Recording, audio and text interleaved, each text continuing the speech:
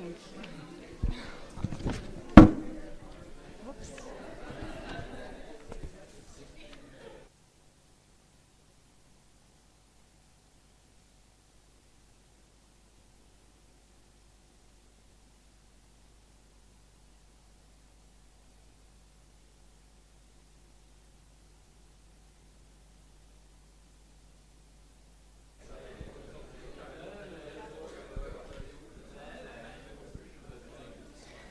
Dear participants,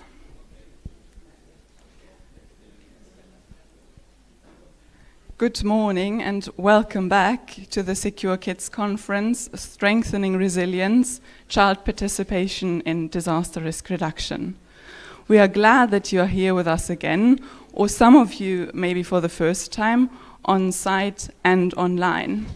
Today's focus will be on crisis communication, featuring valuable experience from Ukraine.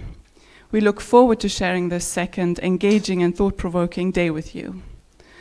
Before inviting the first speakers to stage, though, may I quickly recap day one.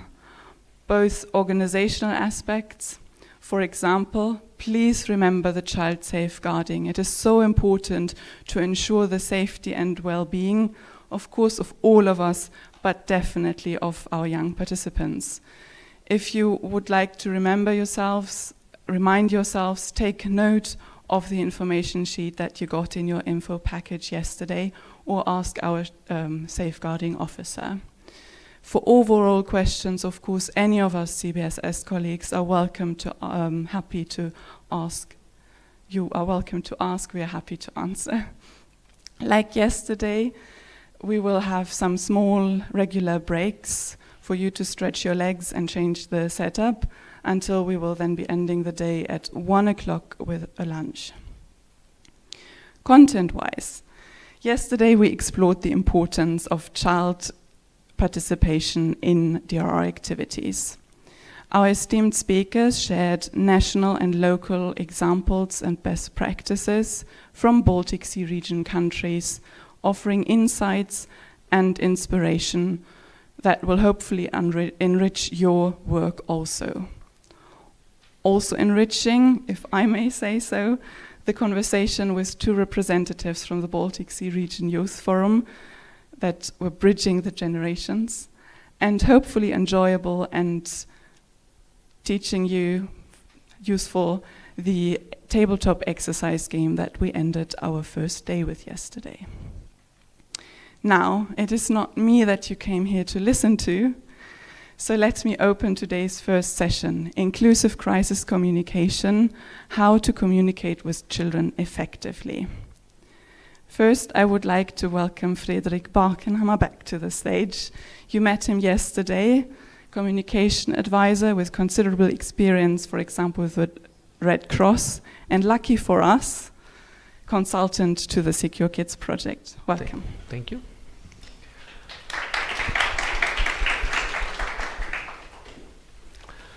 Oh, okay, so it's just me. For now, you will be joined. That's good. That's good. Well, then I will stand up, I think. Thank you.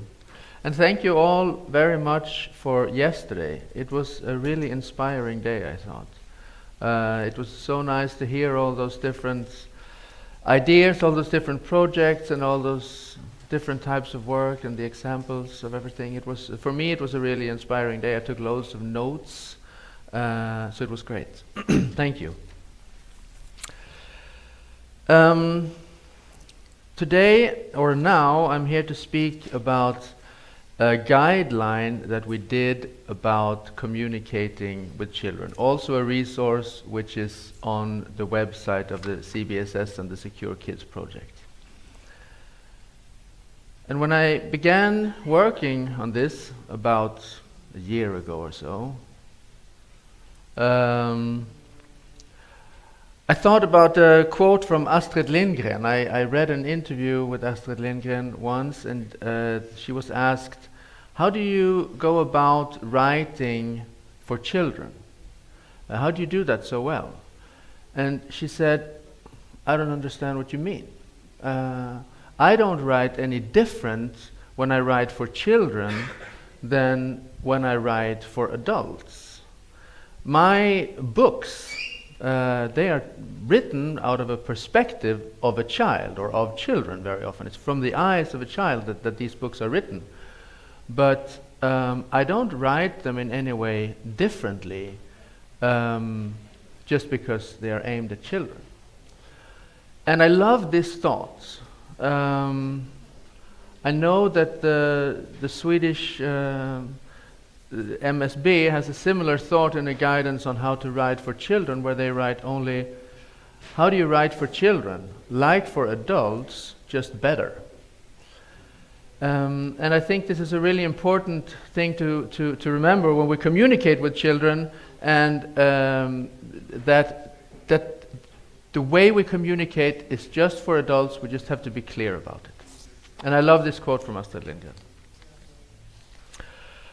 So my background is in journalism. I'm in journalism by education, and I have worked very much in writing, and then I have worked with the Red Cross for many, many years, and working in disaster zones all over the world, and not the least in Germany, like you heard yesterday. There's not rarely quite big floods happening in Germany, and flooding large areas.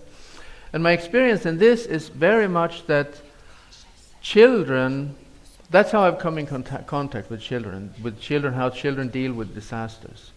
And my experience is that children are often more resilient than adults, because children adapt in a completely different way than adults do. Children, they see the situation and they deal with it, and they don't question the reality in the same way that we do as adults. And I think that's in a way also very inspiring. So out of that experience and consulting with other members of the people who work with the CBSS and in the Secure Kids project, I developed this guide.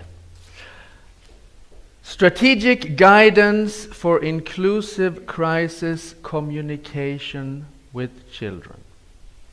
Astrid Lindgren would turn over in her grave if she read this title, because it is very complicated. So let me walk you through it.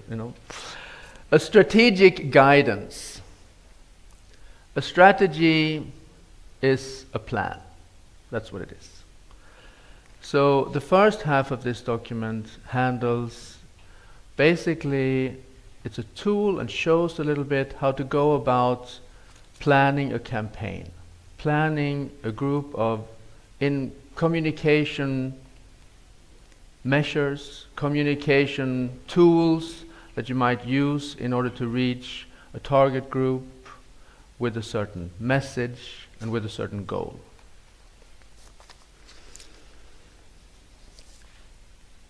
Strategic guidance. Inclusive crisis communication. Inclusive. Inclusive because it means let's bring in the children, let's bring in your target group and use them not only in the planning but also by experiencing and being active in a very different way than a writer writing a book.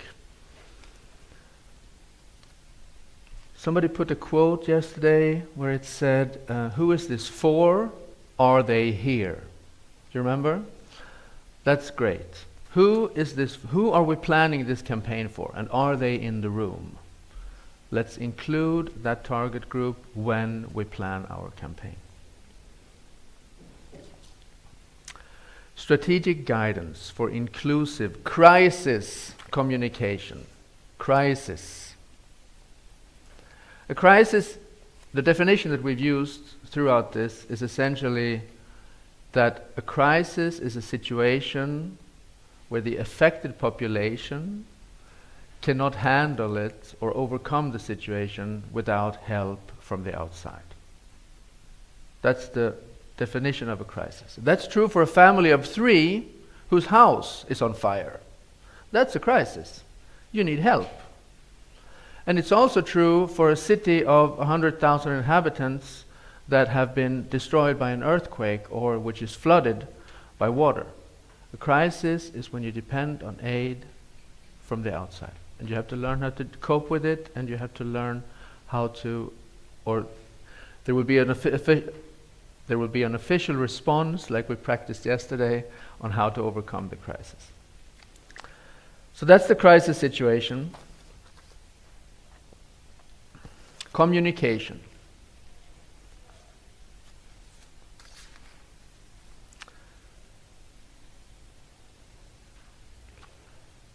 When people ask me what I do as a communication consultant, I say that I try to make people understand that it's not about what you say, it's about what people hear. When you convey a message, when you communicate to somebody anything, it's not about what you say or how many times you say it or how loud you say it. It's about what does the recipient, what does your audience understand and take with them. So this puts challenges on communication. A scientist can read a text, or analyze it, and takes his or her time for that, but takes his time or her time to really understand this. But when we communicate with children or with people in general, there are tools that we can use to make people participate and make people do things and thus understand it in a much better way. If you tell somebody, don't go out on the ice because it's thin and you might fall in and that's dangerous. All right, I get it. But if this person walks out on the ice, like you saw in the film yesterday, and the ice breaks and you're in the cold water and gets out, that's an experience that's going to be with you for a long, long, long time. That's really good communication. That sticks with the recipient.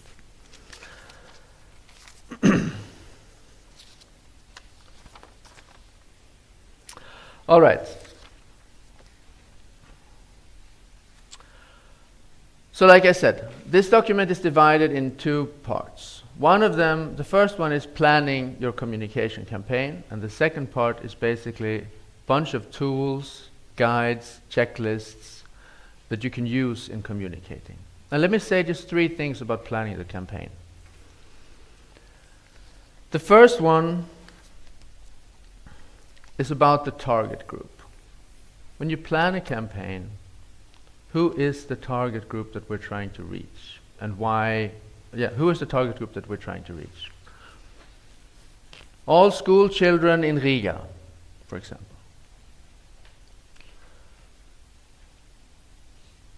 You can also have a target group, and based on that target group is how you plan your campaign and how you plan your various tools that you're going to use. Your target group can also be all school children in Riga who don't speak Latvian. Migrants. That's a very difficult target group to reach, but it's a very vulnerable population. How do I plan a communication campaign that reach people who don't speak Latvian, who are my partners that I need to work with on that?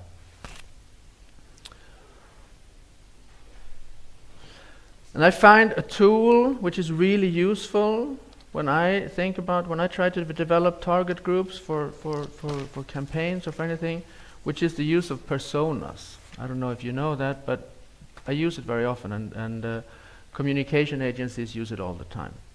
A persona is essentially that you imagine a person. In this document there's an example of Andre, who's 12 years old, goes to school, 6th grade in Riga. His parents are divorced. He lives with his mother in an apartment building. And he likes to spend time with his friends, play video games, and go hiking. And he experienced disaster once because the river close to his house was flooded. So that gives him a little bit of interest in our topic. Can you see Andre in front of you? Can you see a 12-year-old kid from Riga playing video games, being with his friends? Imagine a target group just like this is what a persona is. Putting up a bunch of different variables that you give this person. You can take a picture, put a picture of him, just take any random picture of a 12-year-old that just feel fit. And it's a really good tool to plan a campaign. Things like that are described in this guide. The migrants, all children in Riga who don't speak Latvian. That brings us to our partners. When you plan a campaign, find the right partners. That's also described here. You are essentially, in many cases, you are great partners for the CBSS, for example. The CBSS is an organization. It's an organization that plans and do these things, but the actual people who carry out the work directly towards your target group are organizations like many are here today or the ones that we heard yesterday. This type of partners are great. And use these partners and find partners that really are close to your target group and have experience working with them. So it's the personas, the partners, and the message. Message is the third important part in planning your campaign. What is the message that we give to Andre? Message can be, you can make a difference in your community, or you can, by learning disaster response and crisis management, you can play a role in strengthening the community and helping people in times of crisis. That's a motivation for a young person who is socially engaged and liked to engage with other people. So that's the message you want to convey, and thus you plan the campaign. Right. Things like that I'll describe in here.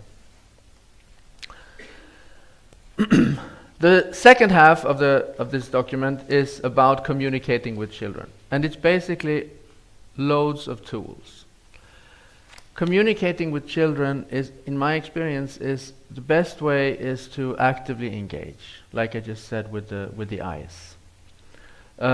Make it practical. Make sure there are exercises that people can experience. There's a checklist in here about taking a walk, a risk identification walk, which essentially means that you take a walk around your community and try to identify various risks. What might cause a crisis? We have a river here, we have maybe houses that are not built correctly. Is there a problem with collecting trash? Is there a hygiene problem? Things like that. So engage children in activities like that is a great way of making things active, or like the exercise that we did yesterday.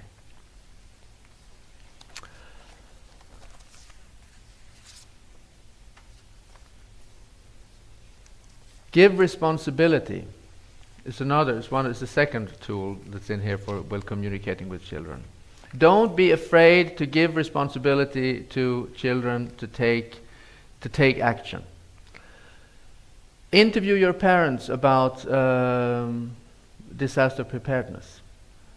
Again, I'm using all your examples because your film was so good. Taking the smoke detector. Have a child show the smoke detector to an adult on how that works. That brings in the adults, and it's a great way of giving responsibility to a child. Give responsibility to the child, and the child will really rise to the occasion. Do you remember the percentages? There was another chart yesterday. 49% of children up to 12 say that I think that I can play a role in helping my community in times of a crisis. That's what a 12-year-old says, even though he or she doesn't really know much about crisis, but I trust myself that I'll do that. I want to. In disaster situations, my experience is very much people come together. when there is a crisis, people come together, people help each other, there's an outpour of aid and things like that. People want to be active. That's how we cope very much with the disaster situation. Children are no different, and they really want to take this responsibility.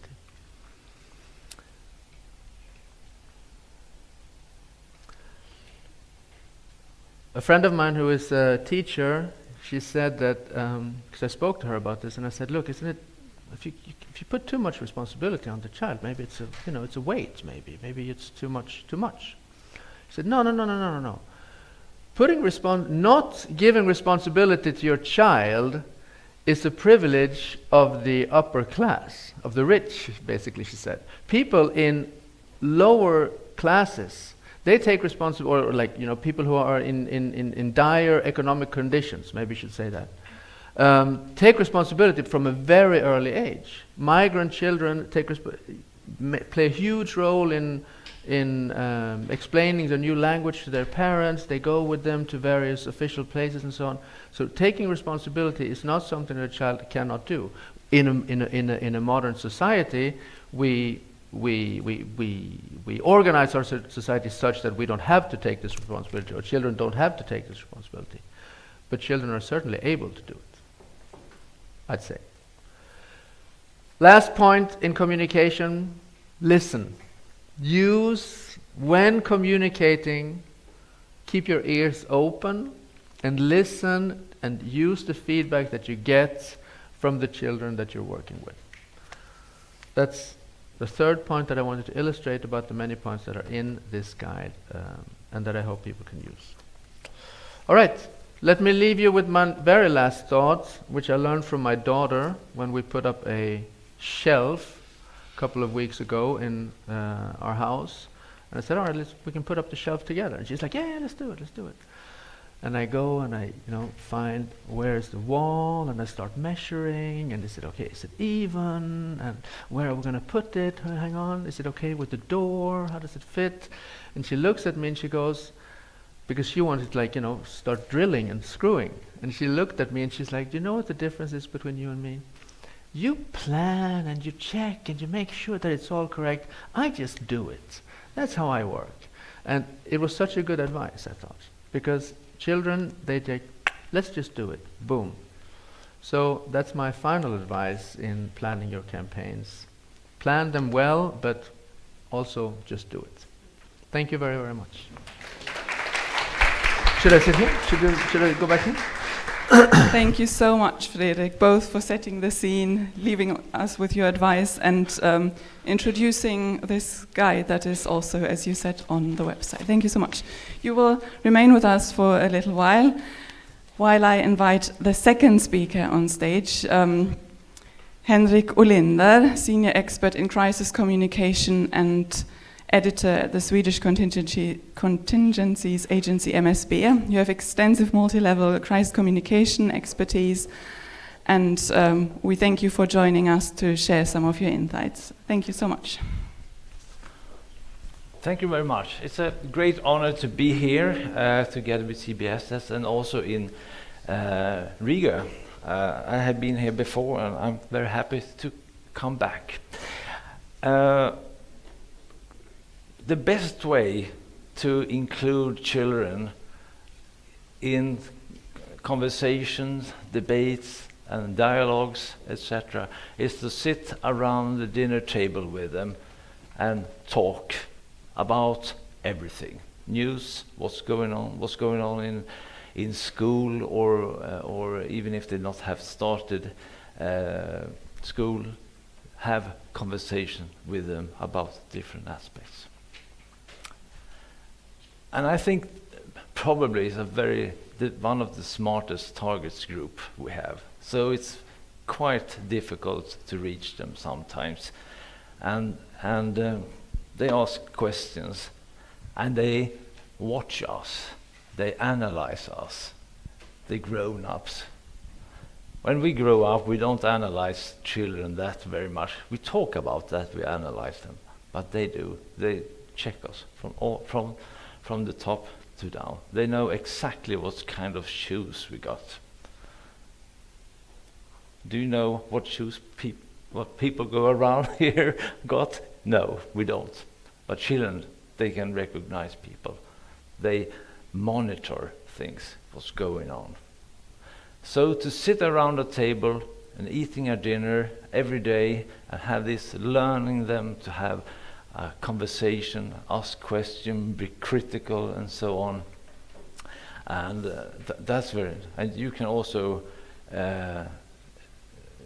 this is of course a good opportunity for us to get information about what's going on in their world. So crisis communication doesn't really exclude anyone. Communication includes. When we inform people with a message, with the arguments and so on, we are communicating information to each other. When we don't say anything, we communicate. But we don't say anything, and that's a message itself. In 2011, when Bering Breivik detonated a bomb in the headquarters at the Norwegian government, people were aware something was going on. The Prime Minister had the information very, very early. Some hours later, they had in their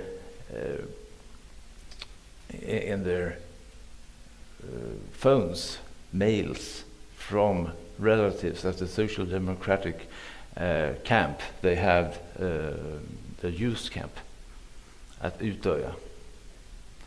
And that was in another kind of communication. They were asking for help. Something was going on. It was very confusing. And they were very isolated. And we know about this, but anyway, to look at it in a communication perspective, it's quite interesting. What did Stoltenberg do in some hours later and for a week or so? He was entering the public stage and speak to the people, like the Greeks told us how to do, exactly from the book. Enter the public stage, and he defined the situation and did speak. That was very professional, and his message was about democracy, more openness and togetherness and love. I was not really expecting him to say like that. I was more thinking about taking revenge, to catch these people who are enemies of the state, but they didn't. So that was something very interesting. I was thinking about George Bush after September 11, and he was talking about revenge and so on. But all the prime ministers in the Baltic Sea region had watched the Swedish Prime Minister in 2004, Göran Persson, during the tsunami, and he didn't act at all in the beginning. And they didn't communicate to the people. They used other kind of people in the government to communicate in the beginning. And that became an information crisis itself in the government. And we had a tourist company to communicate to the people. And that was probably the biggest communication disasters we had in Sweden. And no prime minister wanted to do the same kind of mistakes. So we learned a lot from the tsunami and other accidents and crisis situations. A bus accidents, we have a lot of them before, and we have been struggling and working together with school agencies, etc., to have rules, regulations about how to work with it, communicate with children. You should sit in this bus, you will not leave this bus, you will sit together with your classmates and you have to report if you not come, and you will use the belts. And it took a lot of years, and things always need to happen.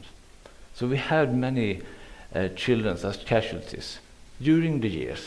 So it's quite hard job to get the schools and the school agencies to adapt all of this. In 20 years ago, we had a lot of these kinds of accidents. We still have. We had like some weeks ago with a sports club. But anyway, the buses are driving in a very high speed on icy roads. The ice is not the biggest problem, the speed is the problem. But they use the belts, we have rules and so on, but it takes a very long time to implement. So we need to have this kind of crisis perspective all the time in all kinds of situations. You will have this slide, so you don't need to take notes about it. But it's also important that the information is fast and accurate. The speed of the information is the most important. Secondly, if it's accurate. But you have to go out very quickly, warn people, warn children how to behave during a situation.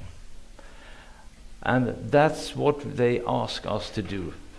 Police, rescue services and so on, healthcare, to be on the spot very, very early. We have to be first there, but and we have also a great help from the media. And nowadays, when we have the social media, the young people are very, very keen on to be first. They are journalists themselves. I think it's quite positive in many, many situations. We are worried about that people get too much rubbish in their social media and in other kinds of media, but there's a lot of things that are very, very positive. A lot of information, communication use that we can use in normal life. It's not that much there is, but not much of this information. That's not the majority. Most of the media reporting and in social media, I believe, is neutral or positive. But the attention goes to things that are negative. And to have a definition of it, and we talked about it before, but it is when we need really having help and when fundamental values are at stake. We have different perspective. We want to save children from disasters. And of course in Ukraine, when we have a war over there, and we have mines all over different parts of the area where there's a war going on, we want to protect them. But if we protect them too much and they will not take part in the information or the news, that may be problematic. They will get it anyway. If it's forbidden, they will take part of it. So I believe that we have to share, we have to talk about all kinds of incidents, acts in the war and so on with them, casualties, death, etc. If we protect people from it, they will have the conversation with others. So it's quite good to have this kind of conversation around the dinner table with them, to learn how to communicate about different issues. But in school, they have also a quite good environment to discuss and exchange different opinions. They can do schoolworks about things like this, to be prepared and also talk about what's going on. If we have this perspective of war, we can also talk about that. People will die. They know people who are being killed. They maybe have some brothers and sisters who are buried, and so on. And that's reality in many, many countries all over the world.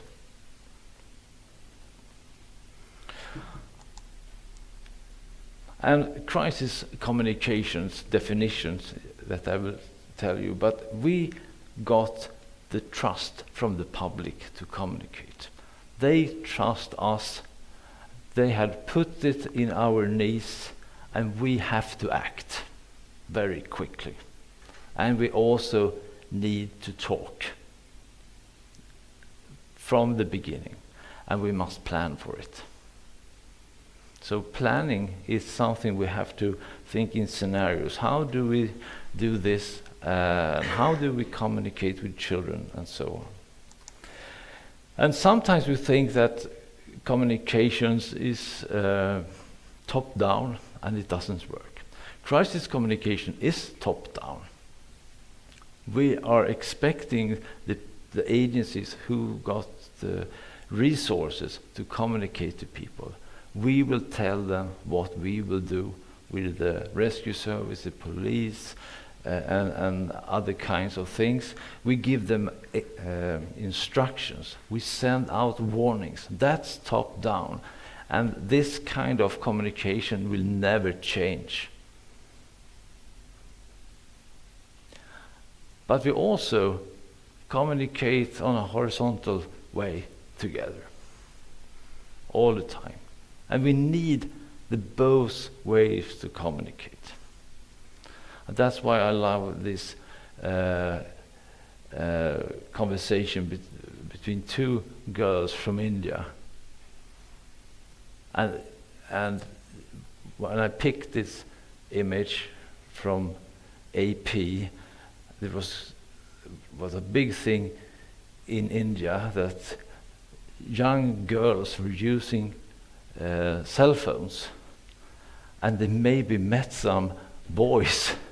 They speak to them, so their fathers and mother were so worried that they have some conversation about something, or maybe did something. And that's created a lot of concerns, a lot of rumors. Oh my God, daughter is in love with someone. That's terrible. Oh, what a terrible thought. They did lose control. So they wanted to tell people not to use telephones, not young girls. Do you think that works in India? I don't think. And we also have in Ukraine, and it's quite a big change from how presidents in Ukraine did communicate with people. This old communist way of standing behind a chair and did speak to people. Now we have Zelensky. He's sitting and speaking every day, and of course people are getting tired of it. But in the beginning it was very interesting, something really new. He was also sitting down and speaking to journalists and foreign journalists. That's never happened before. And had another way of communicating. And of course, Russia was his enemy, so he had a good position in that way. And in a crisis itself, we have different kinds of the crisis itself. We must handle it.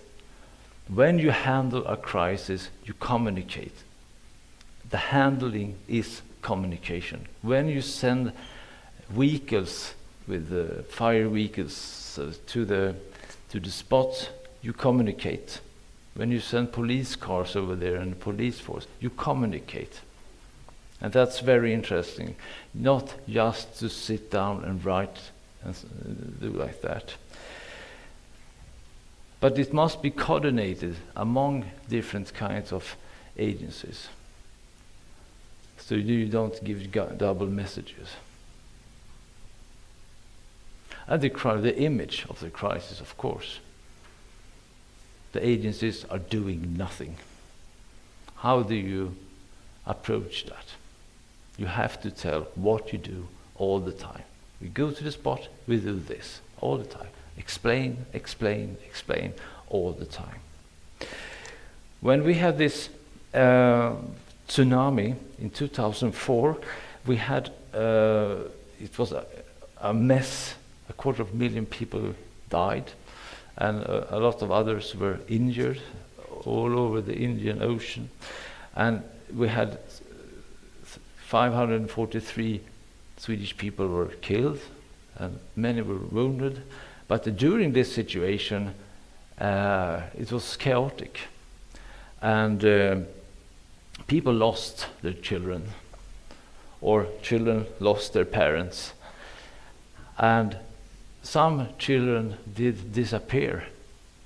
So then it started rumors to circulate that small children were taking care of prostitutions. They went into prostitutions, and we know that Thailand have a sex industry, and that was very, very difficult to handle these rumors, because they were so convincing. And of course, it could be.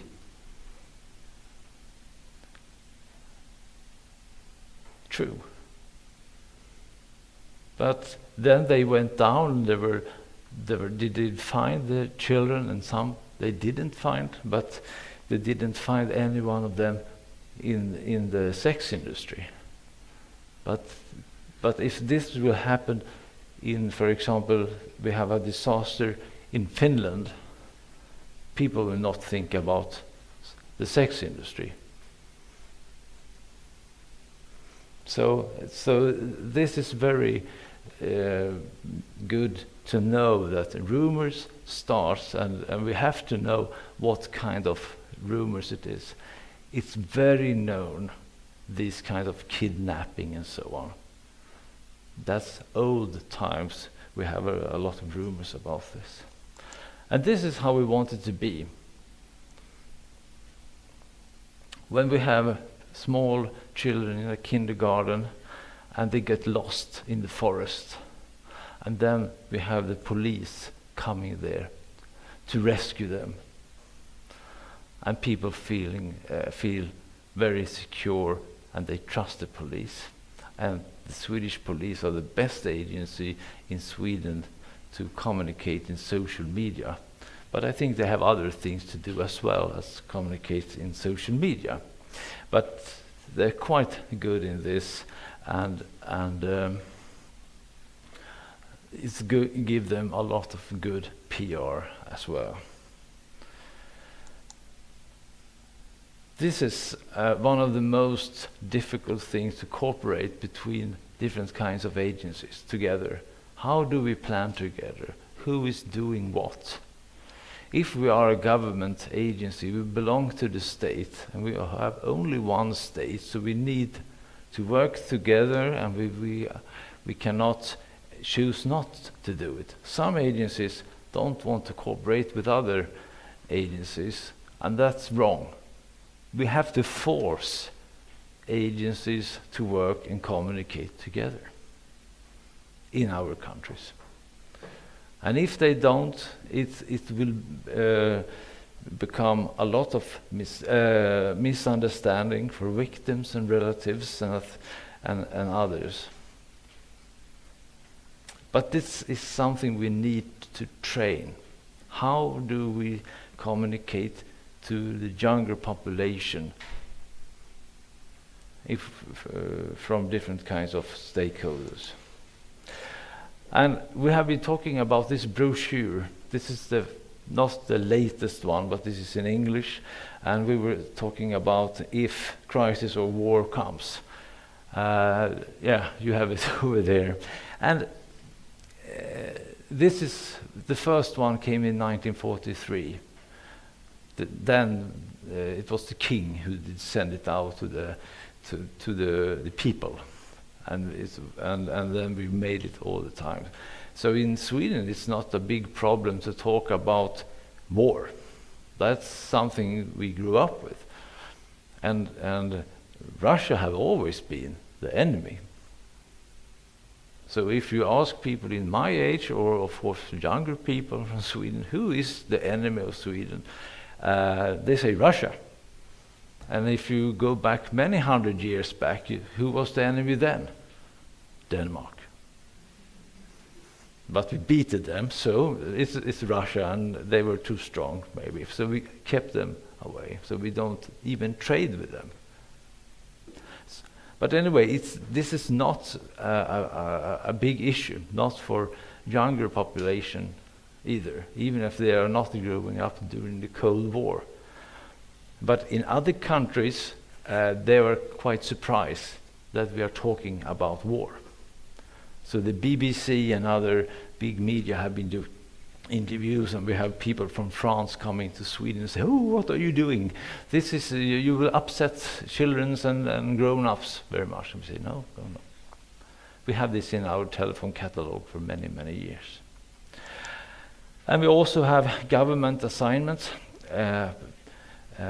People who are between 16 years old and 70 years old, they need to be part of the civil defense if something happens. Of course, we don't take 16 years olds out of school if something's happening. We take older people. But if you're 16-year-olds, you must be part of the civil defense or home preparedness in different kinds of way. And we have doing a lot of campaigns, and we are sending booklets to 16 years old about ready to be ready, and so on. What's going on in the world, and I have doing films and so on, and to send a short book to children who are 16 years old. They don't read that much, but if the parents start to read, and they start to communicate it. So that's quite interesting to send a physical book to someone. They say, "Oh, I have a book from the government." That's very interesting.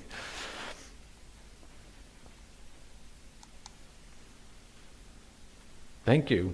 And I will take the seat here, and Please. My colleague will come up. Thank you so much, Henry. Thank you. I think that did impress once again the severity of course, the situation, but also the work that is done. And we would like to continue with MSB colleague Martin Hansson, who is editor and also expert on the topic, talking now a little bit, introducing another work that MSB is doing called Lilla Krisinformation. So please, Martin, thank you so much. Thank you. Yes, my name is Martin Hansson, and I work as an editor at krisinformation.se, crisisinformation.se in English. And this is a website that conveys emergency information from Swedish authorities to the public. So if something happens, you don't have to go into different kind of authorities' websites. You only have to go to one, and you find all the information you need there. So this site has existed for more than 15, maybe 17 years or so. But in 2023, we launched a separate website for kids and young people called Lilla Krisinfo, Little Crisis Information. And I will give you a short presentation of this website. In 2017, a hijacked truck drove into crowds along Sweden's largest pedestrian street. 5 people, the youngest an 11-year-old girl, were killed, and several were seriously injured. Shortly thereafter, false rumors started spreading on social media about shootings throughout the city, and people start panicking. The COVID pandemic exploded in 2020. Media was filled with alarming headlines and daily updates on the number of deaths. The future seemed uncertain and frightening. COVID restrictions had a severe impact on the daily lives of both children and adults.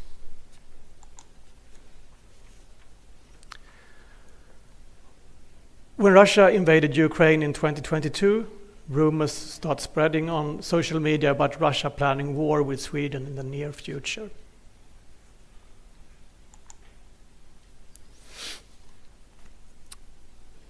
Events like these affect children as much as adults. Children are exposed to information at increasingly younger ages, often through social media, friends, and schoolmates. And children also face challenges when it comes to sifting through sources and determining what is true and how they should react or not react.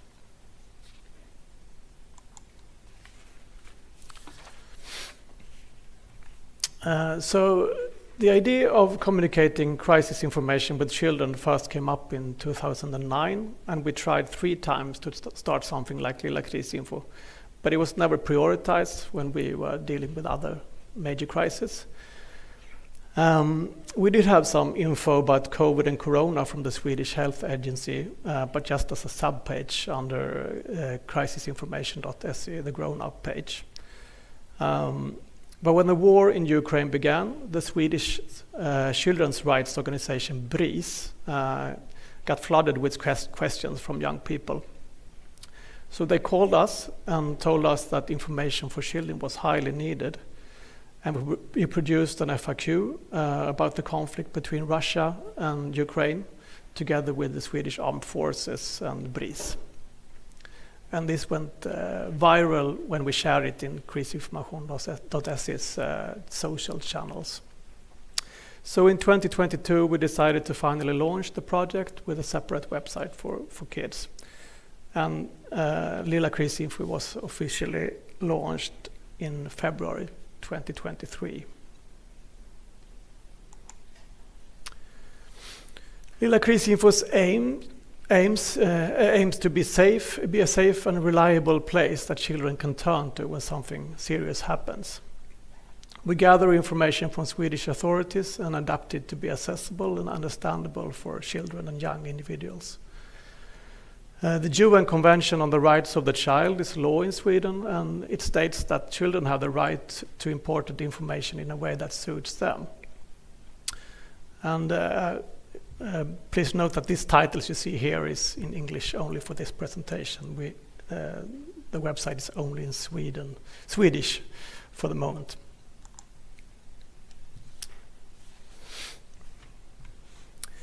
However, Lilla Krisinfo isn't just here to address concerns and rumors during emergencies or crises.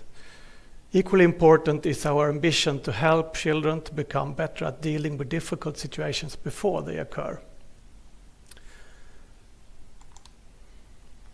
And under the called the crisis check section, children can learn about what to consider and do during a flood, a power outage, or when a friend gets hurt, and much more. And we also provide information on how shelter facilities work and how to receive alerts during various kinds of emergencies and so on. Adults are responsible for ensuring children's safety even during crisis, but children can also be competent and can be a resource in emergencies. In 5 years from now, the 11-year-olds will be 16.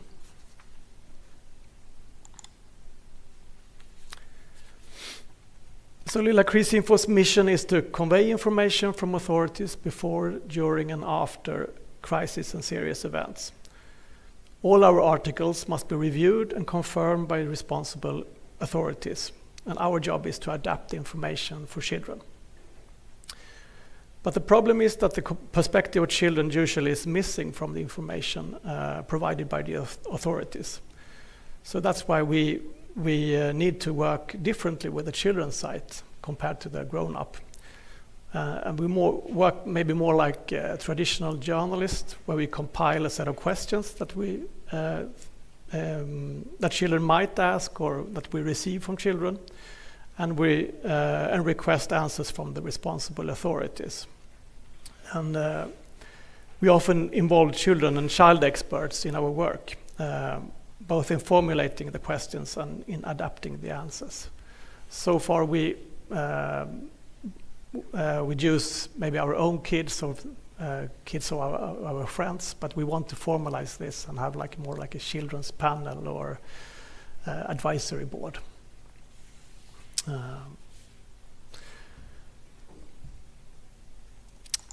Yes, and here is an example from 2023 where we published a text about the increasing gang violence in Sweden, with the authorities responded to questions such as, why does gang-related crime exist? Why are so many young people joining gangs? And what actions are authorities taking to address this violence?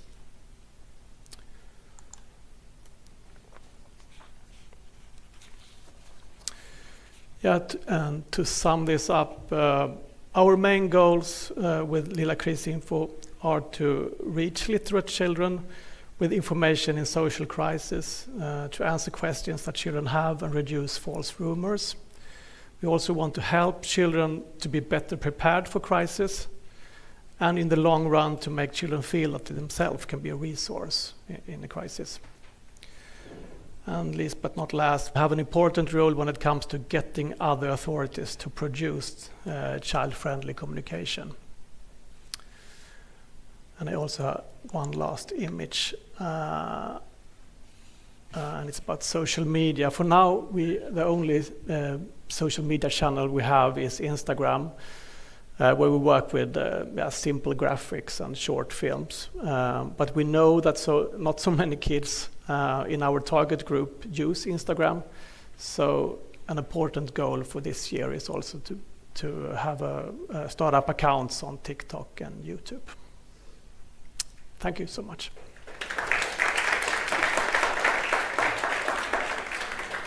Thank you, Martin. Thank you, all of you. I think this is very important for today's and for the topic in general.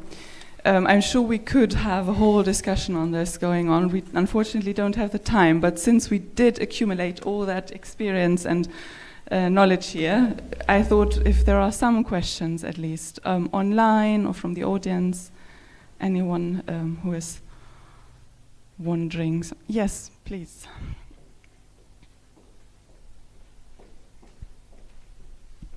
Good morning. Thank you for presentations. Every presentation was perfect, I think.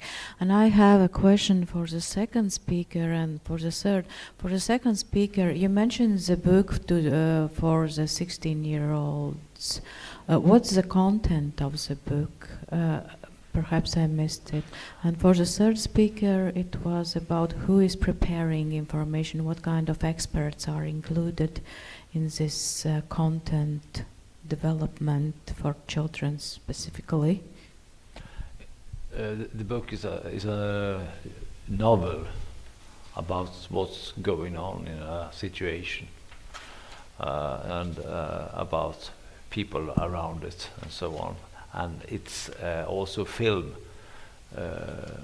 situation we show around it. So it's like a scenario or something. That something could happen. Yeah, I don't know what kind of experts you mean from like children's experts. Mostly we use it's children's rights organization BRIS, organization that we work a lot with. Yeah, they have psychologists there also.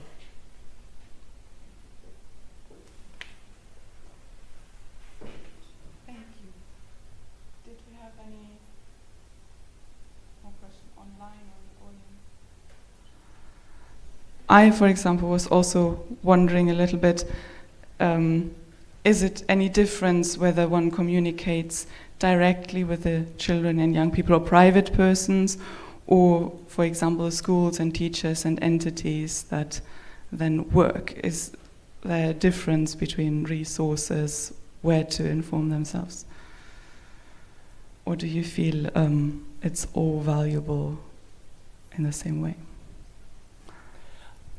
Everyone wants to speak to children in school and so on, so it's perhaps too many during normal conditions and so on, but it's sometimes in a crisis situation we afterwards we maybe didn't get the right persons who did it, and sometimes they were lucky, they were better than we were expected them to do. So it's like all kinds of situation, and if something happens in a municipality somewhere, they are responsible for this, and maybe they have not been involved in any crisis for many years, but in some places they have people who are very used to it. If you go to the big cities, Stockholm, Gothenburg and Malmö, they of course are more used to it than we have a municipality in the north of Sweden who are more safe. But it's easier for them to communicate because it's not too many stakeholders involved. So it's Well, that makes sense for sure, just kind of thinking and reflecting on what you also said yesterday. Sometimes it is the schools that seem valuable, sometimes it is more the individual that learns. So great, thank you. Yes. I have a question or observation to kind of all of you, because we keep talking about that we need to have the right channels to reach children, because if Facebook, maybe children used to use Facebook but not anymore, so it's not the right channel. And then we talk a lot about Snapchat, about the TikTok where children spend their time. And when I talk to children or young adults, they said, but that's the reason why we are there, because you do not reach us there with your boring information. When you will start posting and teaching us, we will go to some other platform. We will not be there in Snapchat or TikTok. And I was just wondering, so how do you really then reach? Because if you try to use the platforms, like authorities try to use the platforms where children are, they just leave somewhere else where they can be left alone, do their own things. So just kind of what are your thoughts about this? And it would be interesting kind of to hear what children think about this as well. Thank you. I think you can answer it even better from a practical point of view, but I just want to say the comment to it that I think it's very true, this observation that you want a space which is, this is my space, this is where I communicate with my friends, and this is where we find a space which is without adults, and communicating with young children. I think then it's important to use, then parents are a very important channel, because young children look to their parents and that's their role model and that's where they get their information. But the older you get and the more you move into being a young adult, the whole process that you're doing is that you're moving away from your parents, and you're finding your own identity, and your strongest advice or your strongest your peer group really are the people that are your own age, and that's the part of like losing yourself towards from the attachment from your parents. So it's a part of growing up. So I think that maybe it's difficult to reach that by saying that, oh, this is where the kids are, let's go there, and without invading that space. So I think that often that we focus often on the channel, and I say this because I think it's a really good thing that you move towards TikTok and so things, but I think that sometimes it's also important that the message is there, and the message is there on certain channels, and people will find it, and children might find that there as well, and you can communicate towards it. But if your information is good and valuable and easy to understand, I think we shouldn't underestimate the ability of children to also find it then also on other channels, I think. And if something happens, they spread it. They spread the news. Everyone wants to spread news. If there is a serious attack in a school, everyone knows it. So they bring the news into it from different ways. So that's not the problem, I think. Yeah, but it's also how you do it. I mean, for example, the public service in Sweden program Lilla Aktuellt, they do it in a really good way on TikTok, and so, but I don't know if you will be able to do that, but you can do it. You can reach a lot of people, a lot of kids. They have a lot of followers and stuff like that. So, yeah, this is something we have to deal with. I don't know. That's a good question. Great. Thank you so much. So I'd say you are around today still. So, but thank you so much for now. Thank you. Thank you very much. And with that, we have a short break now. Let's keep it at 5 minutes, please. And we will set up, stretch your legs. See you in a bit.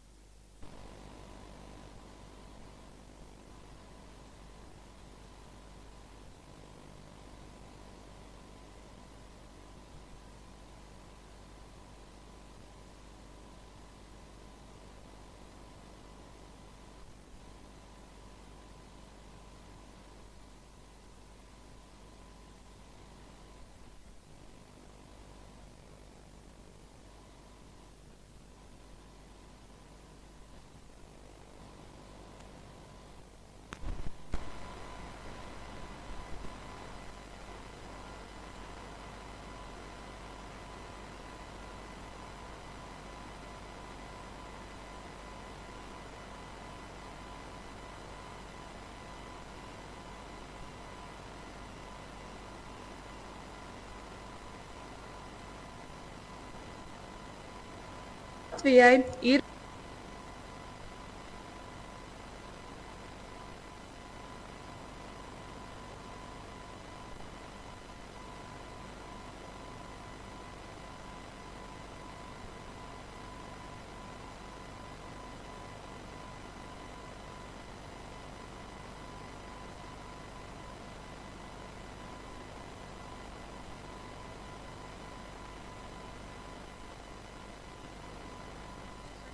dažādām katastrofām. Es domāju, internetam būtu jābūt visiem, protams, kaut kādā.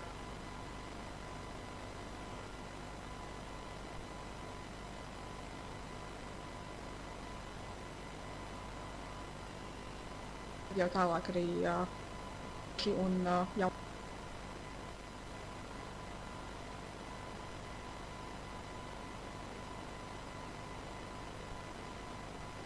No cik gadu vecuma jau cilvēks varētu sākt iesaistīties pasākumos?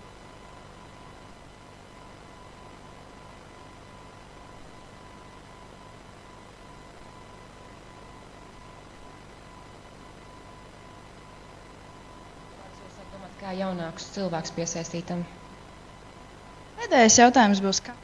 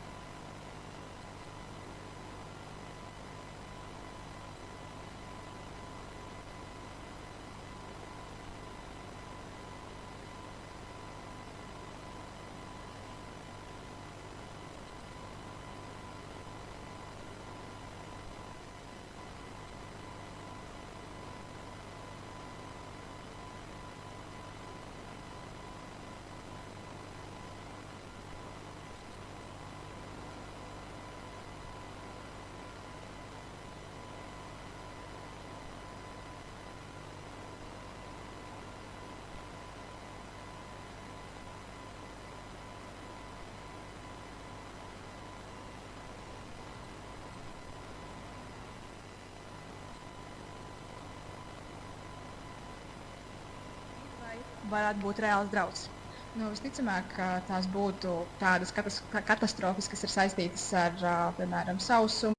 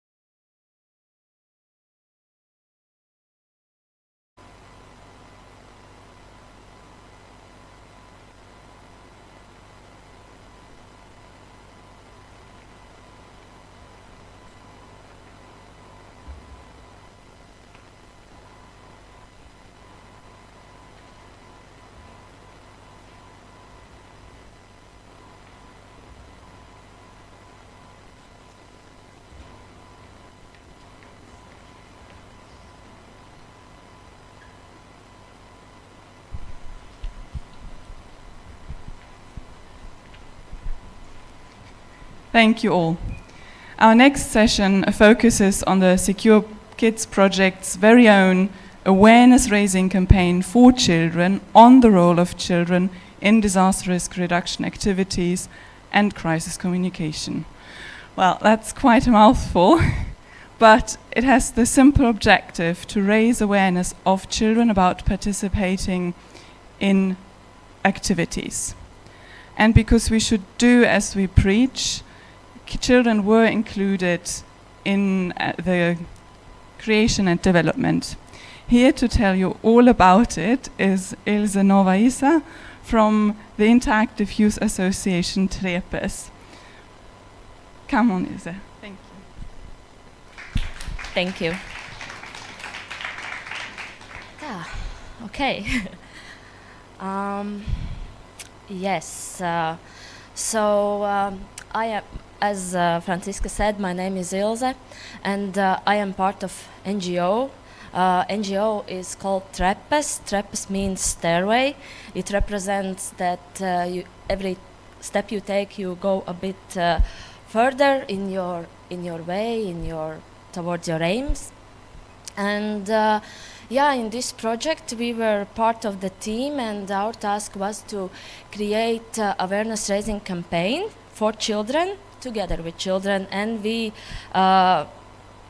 did a lot of activities to do so. But a little bit about ourselves to give a perspective. As I said, we are NGO. We are NGO that has a lot of experience. We were founded in 1998, so we have 26 years, but we are not a big organization. We work on volunteer basis, and our mission is to provide young people with opportunity to develop their personality, and we use volunteering as a tool, civic participation, and social inclusion. And during these years, the number of members changes a lot, because as times are struggling, we also sometimes struggle, but currently we have 55 active members who are volunteers, and those are young people starting from age of 15 and also adults. So we are all doing everything together. And activities that we do from day to day, besides this project that is probably one of the biggest projects we have, we do a lot of volunteering. We use Erasmus Plus and European Solidarity Corps opportunities to write projects, and also young people can write projects, and we do initiatives. And the topics we try to cover are social inclusion, youth engagement, volunteering, and diversity. We try to be very inclusive, not only in terms of the culture, but in terms of other differences as well. And so this is us, and when I was making this presentation, I was asking myself the question, how did we get such a big and serious project in our hands? Because this is not what we do daily. And then I started to reflect how we got here, and it all actually started in 2022 when CBSS asked us to join ongoing project. The name of the project was The Role of Children and Youth in Building Resilient Society. And our task was to go to schools and conduct focus group discussions with the children of different ages about what is a disaster, what disasters are relevant, what they think are important to think about, how they could be involved and be helpful, and how they see their role in disaster risk reduction. And it was a new topic for us, so but we did a good job. We spoke with children, and it was a process where the speakers were children and we were the listeners. And then later came the opportunity to join the project Secure Kids, and we took this opportunity even though the topic still was a little bit foreign to us, and that was a challenge. We knew that we would need to learn a lot, because one thing that was already said yesterday, that children are smart. They would sense directly if you are not confident in what you are speaking, if you don't believe the things you say, you don't believe in the things you say to them.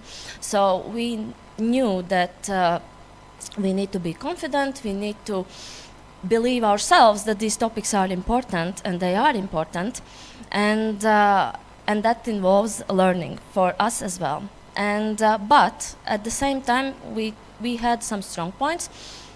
we have this experience. Plus, we have a network of partners all over Latvia, and that includes a lot of schools, a lot of NGOs who work with youth. So we thought we can do it. And as I mentioned, it was very important, not only for us, but in Latvia and in all the region in general. This is a very important topic. So we knew that schools would be interested, youth centers would be interested to cooperate with us. And yeah, as I mentioned, our goal was to create the concept of awareness raising campaign for children of the role of children in disaster risk reduction and crisis communication.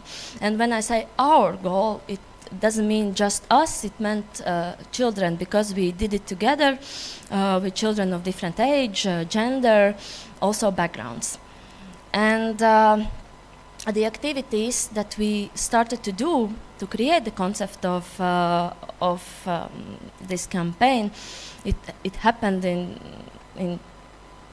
it was last year, yeah, when we started. The time is a bit mixed, but we started with the learning process ourselves. So we knew that we need to make non-formal education tools with this topic, disaster risk reduction, etc., etc. And we are not first responders, so this knowledge is not common to us. And we didn't want to misinform the children or somehow lead them to some things that are not okay. So we were developing these tools, learning ourselves, and started activities with children. And the first one we did was we called them camps, but they didn't stay over. It was day camps, 3 camps. Each camp was 5 days, and we met with children of different ages. And the aim of that was to listen to them, what disasters they think are relevant, what disasters concern them, and about which topics they want to speak further. Because when we prepared, we were actually thinking a lot of disasters that they didn't think of, or they were saying disasters that we didn't think of. For example, a lot of children mentioned economical crisis, which didn't come to our mind that is a crisis, and that they even remember that such circumstances were in Latvia quite some time ago. But I guess their parents speak about it, or that is the topic that they hear about, and many others as well. So our task was to listen to every step we take, to just speak about mainly the things they wanted to speak about. So we didn't force our topics or what we prepared for them during the beginning. So it was like this. And then we also spoke about what kind of skills they have and how these skills would go together with disaster risk reduction activities. So what is unique about them, what they could do starting from their family, going till the country as well. And the other thing that we do, we learn together how to make a campaign, what elements creates a campaign, and then they created their campaign ideas within this topic. And after that, we took these ideas and we went to outside of Riga. We went to different regions of Latvia. And these ideas that children created were developed more with other children. So it was like a puzzle. You add more to see the bigger picture. And the bigger picture was that children want, first of all, they want something with games. Gamification is a thing that I think all groups and all children somehow mentioned. And the other thing for the campaign itself, everyone wanted for it to be interactive with different things that you could do, which is learning these disaster risk reduction and etc. practically, interactively. So we started then to think about the campaign, and first we created this visual identity. That's why we took the banner with us. It maybe somebody has a questions about it because it is in Latvian language, but this is the banner of our campaign, and the name of campaign is Kopienas varoņi, which means community heroes, and the topic of the campaign was that children and young people are heroes of, they are heroes of their community because they have unique skills, they have abilities to do a lot of things. So yeah, we created visual identity, and here I wrote all the ideas the children mentioned what could be done in the campaigns. So there is much more, but these are the ones that moved forward in the process. So a lot of children thought it would be interesting to learn how to or practice how to pack emergency bag. Then they thought it would be interesting to involve various specialists who are first responders. Then ideas were to create social theater where they could step into the roles of various first responders or survivors, victims, etc., etc. And then they thought that it all can be done together in like a square or something like this. And ideas that didn't made further were just a bit more complicated to implement, but they are definitely ones up for grabs for the next projects, was to create escape rooms related with disaster risk reduction, to teach survival skills in the forest, create video games that you could learn how to help, and like yesterday we did these scenarios. It could be cool to do it in a video game as well. And many other ideas. And the ones that we took for our campaign and did together in schools was first was the emergency bag. But before I explain about the activities, I wanted to mention that together we went to 10 places to do campaign activities, and it was with children, of course. Teachers were present, some of them, but the activities were for children, and because they were created by children, for children, like peer-to-peer. So the first was, of course, the emergency bag. It was the most popular one for children to mention, that it is interesting. And what we did, we created 3 small scenarios what has happened, and children needed to pick the stuff they need to take with them to the shelter for evacuation. So they needed to not just pack, because if I see the table, I can just like pack everything. Everything is very useful, but they had limited items, what they can take, and they needed to think about what specifically they need, because the situations were heat wave, storm, and war. So it was also interesting to listen why they choose specific things, and that actually they have knowledge that is written in the guidelines of this emergency bag. They had that knowledge. And the idea about testing the knowledge and etc., do something interactive about that. We did it in the game where children didn't need to answer the questions, but they needed to speak their opinions about different smaller and bigger crises or situations. For example, you read in social media that there is some kind of emergency. How you would know that it is true? Or your neighbor's house burned down. How you think you could help? So these are the questions that were laid on this floor. And they were like speaking and telling their opinions.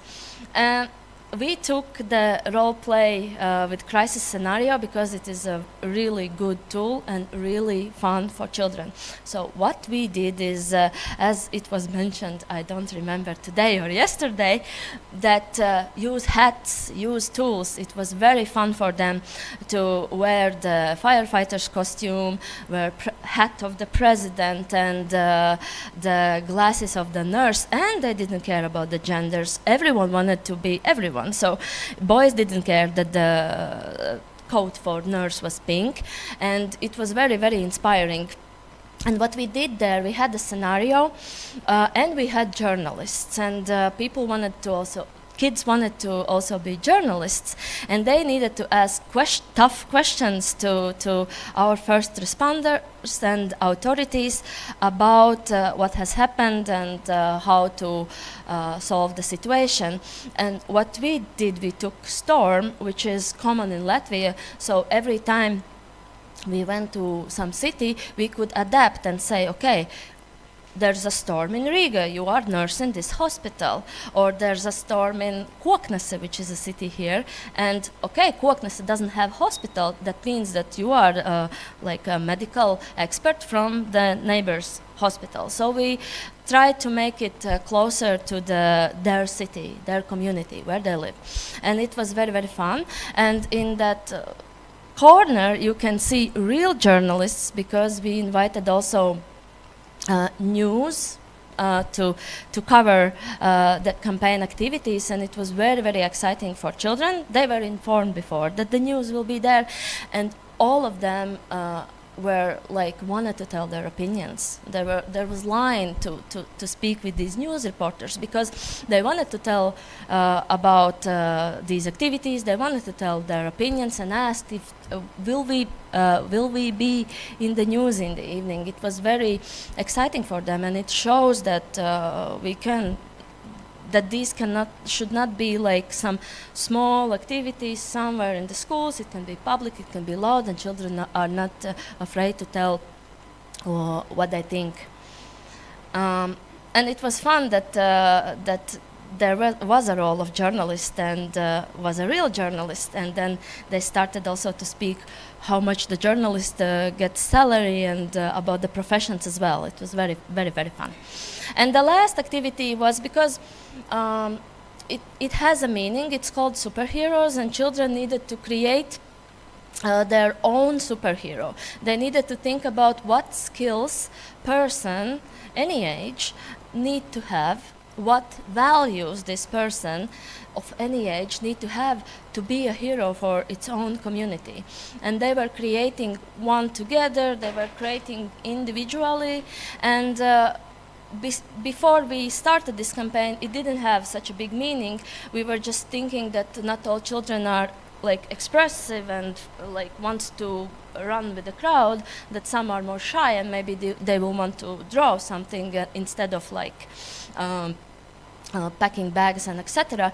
But during the process, of course, the meaning came out bigger than that, and we have collected all of the paintings, and we have hundreds of them, and we go through them, and there's a lot of inspiring things in there.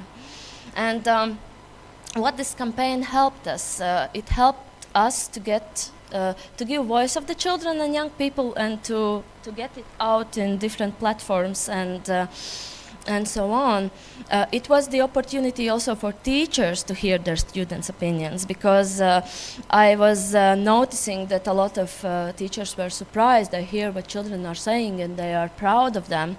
And so also teachers were inspired that these activities are necessary, because one question we ask in schools when we begin is, have you ever had such activities in the school? And most of the time they say no, that they have had maybe police coming telling about safety, and which is important, of course, but to do something practically in the school, no, it was done first time for them. And then, of course, collecting their ideas, opinions, making videos, and showing them to wider public is important as well. As I mentioned before, how excited they were that they will see themselves on the news. And yeah, this feedback that we got, every campaign activity, we end with the feedback, and they cannot choose which activity they like the most, because it was not just sitting in the circle and speaking, it was telling opinions through action. It's much easier when you ask about what is emergency bag, and when you actually do it. And yeah, also it was a chance for children to do something with this topic with their peers and with adults. And today with me, I have a lot of young people, and we in our organization try to avoid award children because they really want to be called youngsters, at least in the age 14, 15. And when we go to schools, I cannot say the word children because I know that they want to be treated like young people, like youngsters, so I will say the word youngsters. And two of our youngsters created a video where they went to adults and asked some questions, what they thought is the role of children in disaster situations. And with that I wanted to finish. There's a 6-minute video. There are subtitles.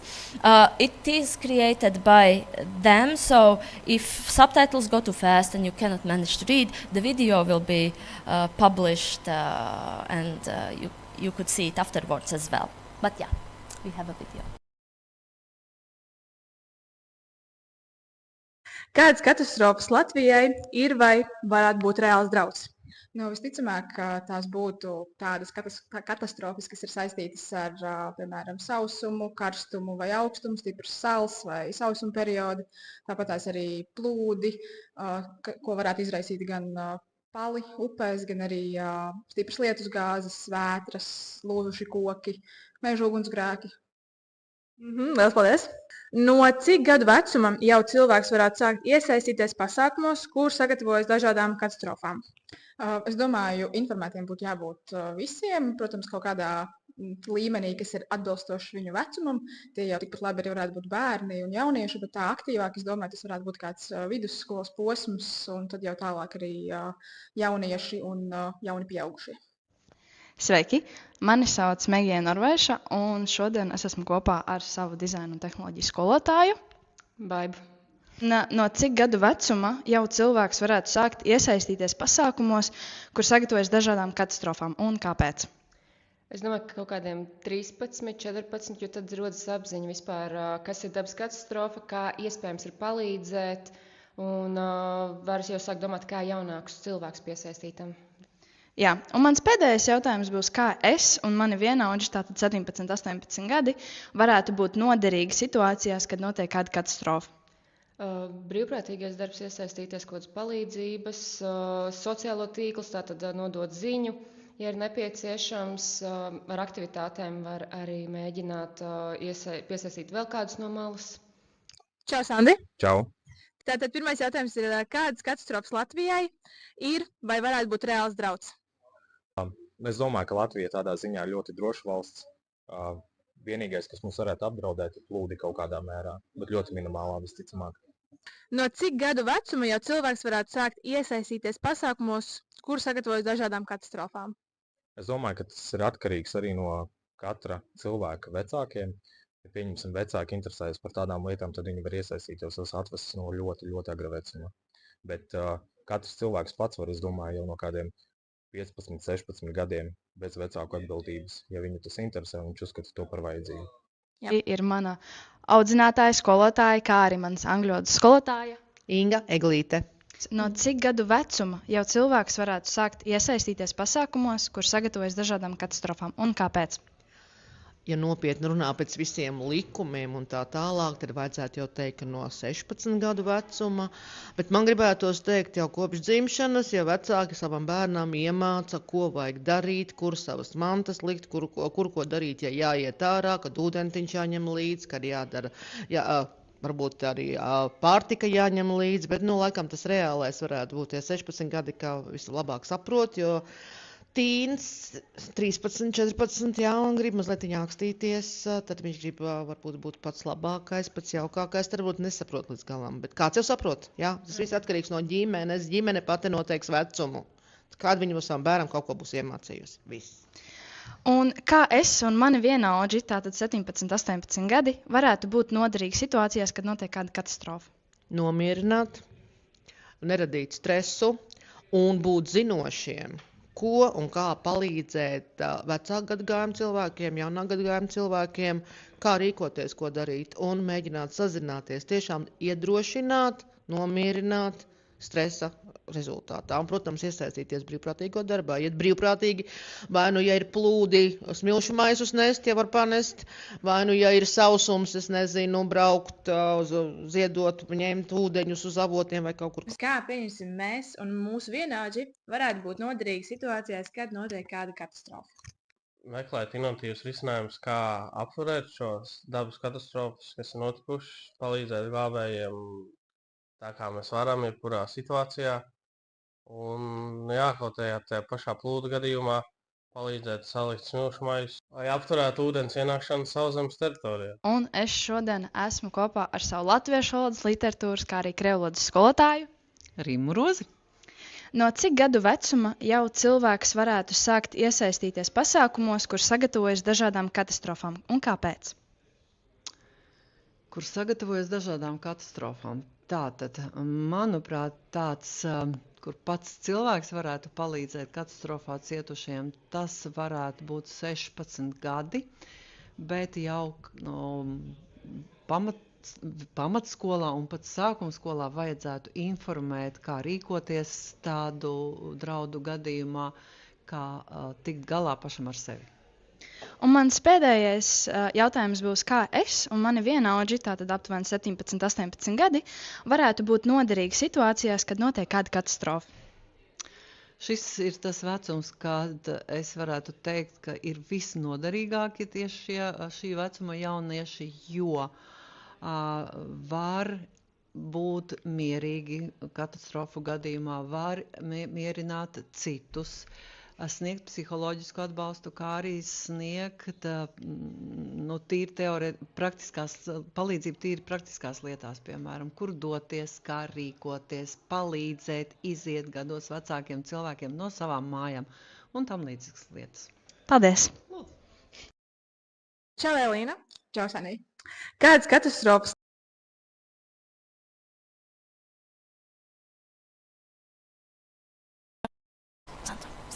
Yeah, for making this video in a very last minute. So they are also quick on their feet and fast in their actions. So yeah, that's it from me. Thank you.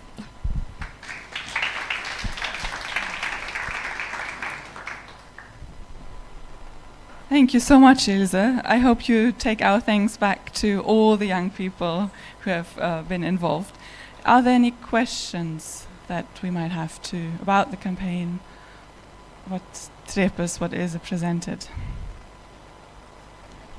I don't know how I will do it, but I suggest you to follow us on Facebook, on Instagram as well, but in Facebook we post everything about this campaign and really a lot of information, and to get inspired of activities and what to do, I suggest you follow and see. Yeah. Perfect. Thank you, Ilse. And I know we cannot wait for the next session and the next speakers, but I would suggest a coffee break first and ask you to be back here at 1:15. Thank you all.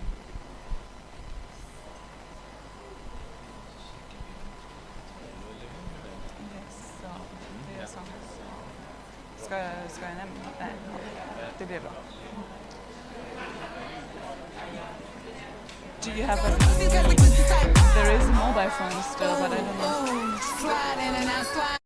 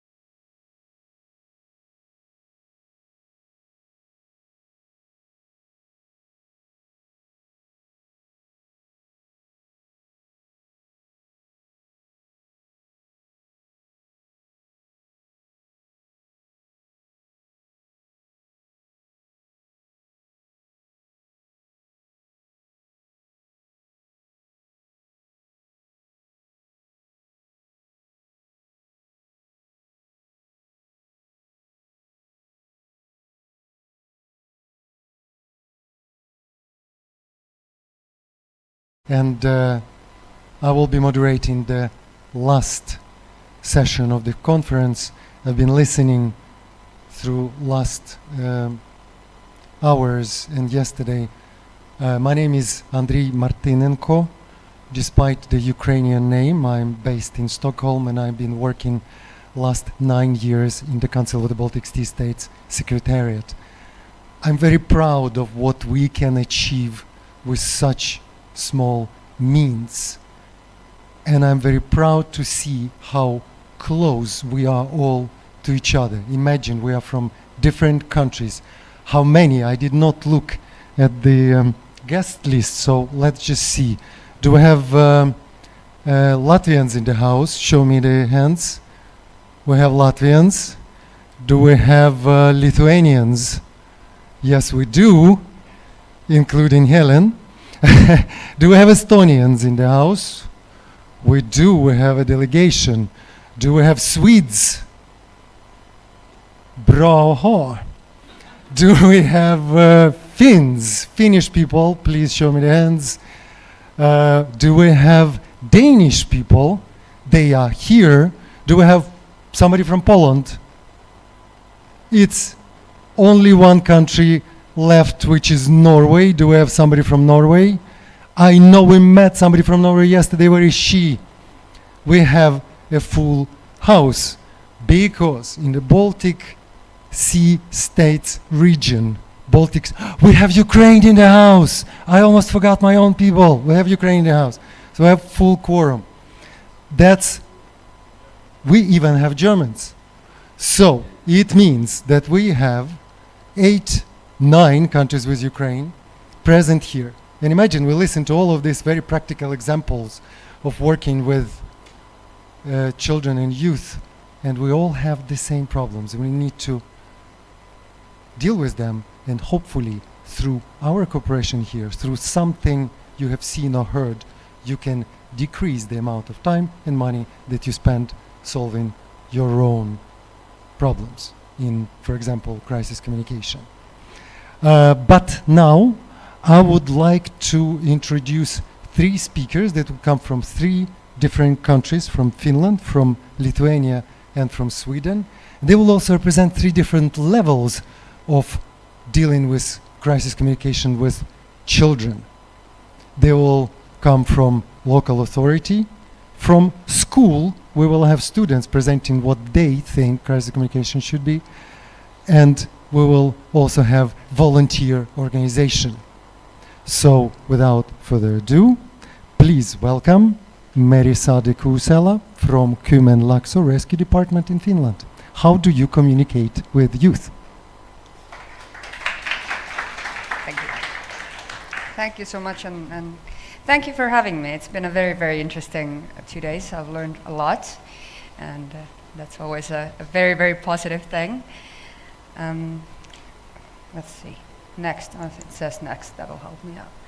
So my name is Merisa de Kuusela. I work as the Chief of Development at Kymenlaakso Rescue Department. Kymenlaakso is located in the southeastern part of Finland. I'm going to be honest, I'm not a communications expert. I have some other fancy-ish titles, but I'm not that, and I'm not going to try and be that today either. Instead, I'm going to tell you what we do in Kymenlaakso as the rescue authority, and if that gives you some ideas of maybe what you could do, if you get some inspiration, then my goal is met for sure. I asked myself when I started doing this presentation, why do children matter to the rescue authority? Why does it matter to communicate with children? Children are maybe often perceived as a very vulnerable group when it comes to crisis. But if we take the time to educate them and speak with them and learn with them, they become a part of the resource that we have in a crisis situation. Some key principles that we try to keep in mind when communicating with children and the youth. Keeping it clear, keeping it simple, not talking in technical terms, not doing jargon. Have a clear vision of what we want to communicate to them, what we want them to learn from us. How to act in a way way that they're safe and they can take part in these activities. Being empathetic and reassuring. Children have a lot of questions, and they're all important, big or small. When we answer those questions, we're always honest. Well, I mean, every now and then I get asked how much I bench press, and I definitely exaggerate a little bit and say 1,000 kilos. But when it comes to safety, we are always honest with them. It doesn't matter what age they are when they're asking the questions. If they have a question, they need an honest answer, and we owe them that. Accessibility in a way that all of the materials that we provide, the way we communicate is accessible to all children, all the youth. They can use our materials with their parents, with the schools, not just with us. So we try to provide that. Keeping it age appropriate. I mean, you can't communicate with a 6-year-old in the same way that you communicate with a 20-year-old. So keeping that in mind. And having a participatory approach, using games, let them do stuff, you know? Like, we don't push them into lakes like they do in Estonia, but something similar. We have a very ambitious goal back home, and that is reaching our children and youth in our area 4 times before they turn 20. And I'm going to share with you how exactly we do this, because I'm very proud to say that we are doing that, and we are reaching our goal. The first time we meet them, that is planned that we meet them, is when they're in preschool, so around 3 to 6-year-olds. That is very, very fun. It's a very fun age to communicate with them. We have 5 permanent fire stations in our area. Every fire station has 4 shifts. Each shift goes to 3 preschools a year. And in that way, we reach all the area's preschools in 3 years. And then we start again from the beginning. We give a short lesson. Well, it's mostly a discussion, because it's very hard to lecture 3-year-olds. You can imagine. It's a lot of questions and comments that they need us to know. But we do a short lesson. We use games. We use animations and such to engage. We always talk about fire safety a little bit, what to do in case of a fire, and then we talk about current topics. If it's spring, we're talking about how to act safely around bodies of water, how to ride your bike safely around town and such. During winter, we talk about thin ice or whatever's current. We also very often do an emergency evacuation practice or drill. That doubles as a way of familiarizing the children with the process, so they feel safe, they can practice in a safe environment. And we also train the staff at the same time, and we get a feel of how things are. If they need more support from us, what can we help with? So that shows us the response times and if they have enough resources. And obviously they get to visit a fire truck. That's a given. Then we meet them again in elementary schools when they're about 7 to 12 years old. We do this with the local police because this is the age that the kids start to be very curious about fire as well. So we need to teach them how to use fire safely. And what happens if you don't? What are the consequences? So we always talk about what happens if you go and put a trash can on fire. How much it costs? It's like 40 iPhones. That's kind of what we use. This is 40 iPhones, or this is 200 tickets to the amusement park. That's how much it costs. Also other topics, very, very popular thing. The schools really like it. Last time we went, it actually took me and the police officer 15 minutes to get out of the school gate because we were giving autographs to the kids. I felt so cool that day. But yeah, very liked. I mean, it's a very serious topic that we talk about, but it's conversational. It's a two-way conversation with the children. It's not just a police officer and a rescue officer talking about, if you do this, this is going to happen. Don't do it. We talk about it. Why do we make smart choices? We use this traffic lights type of thing. Green light, go ahead, do it, great idea. Yellow light, wait a second. Is this a good idea? Red light, no, it's not a good idea, let's do something else. Then 14, 15-year-olds, a very easy age group to communicate to. We have this national campaign called No Hätä, No Worries. It's a very big campaign. We do it in all of Finland. I'm very proud to say that the past couple of years we have in Kymenlaakso reached 100% of our schools, so all of the 8th graders in our area. We do this in 3 stages. We first go to a school and give a lesson, talk about, again, fire safety, first aid, preparedness, civil shelters, all of this. Then they take this online test. It's an entry stage competition that they do in teams of 3. Then we take the 10 best teams and prep them. We take them to the fire stations and we actually practice with them. We do, again, first aid, we do preparedness, we do fire, do all of that. They go to the regional competition and then the best team of the regionals goes to the national competition. And I was asked before coming here if we asked the youth how they feel about this. And I remembered I did a video interview with one of the teams last year. It is in Finnish, but it's subtitled, so if you press play, because I don't know how to do that. Oh, we don't have sound. Mun nimi on Anni. Munkin nimi on Anni. Joo, ja mun mielestä tähän asti parasta tässä No Hätä-kilpailussa on ollut varmaan niin kuin se preppaustuokio. No parasta on tietenkin se, että saa oppii uusia tietoja kaikesta pelastamisesta ja sellaisesta. Joo, mun mielestä parasta oli myös se preppaus ja sitten se, että tänne niin kuin pääsi tänne kisaan mukaan, niin tää on kyllä ollut tosi hauskaa. Joo, ja mun mielestähän niin No Hätä-kilpailuun kannattaisi osallistua ihan vaan sen takia, että tässä on tosi paljon niin kuin uutta tietoa. Tämä on varmasti niin kuin tulevaisuutta varten silleen, että ei voi ikinä tietää, jos tulee vaikka semmoinen yhtäkkinen niin kuin hätätilanne, että sitten pitää olla auttamassa. Joo, mä oon kyllä samaa mieltä, että saa uutta tietoa ja tää on tosi hauskaa, saa hyviä kokemuksia ja kyllä tutustuu varmaan uusiin ihmisiäkin tällä. Joo, ja mehän lähdettiin tähän kisaan ihan vaan tällainen kokeilu mielessä, että ei ollut mitään odotuksia, mutta sitten kävikin niin hyvin, että päästiin sieltä meidän koulusta jatkoon ja katsotaan nyt sitten, miten tämän päivän kisassa käy, että voin suositella kyllä kaikille. Joo, että kannattaa ainakin edes kokeilla niin kuin sitä alkukarsintaa, että sekin oli ihan mukavaa. Joo.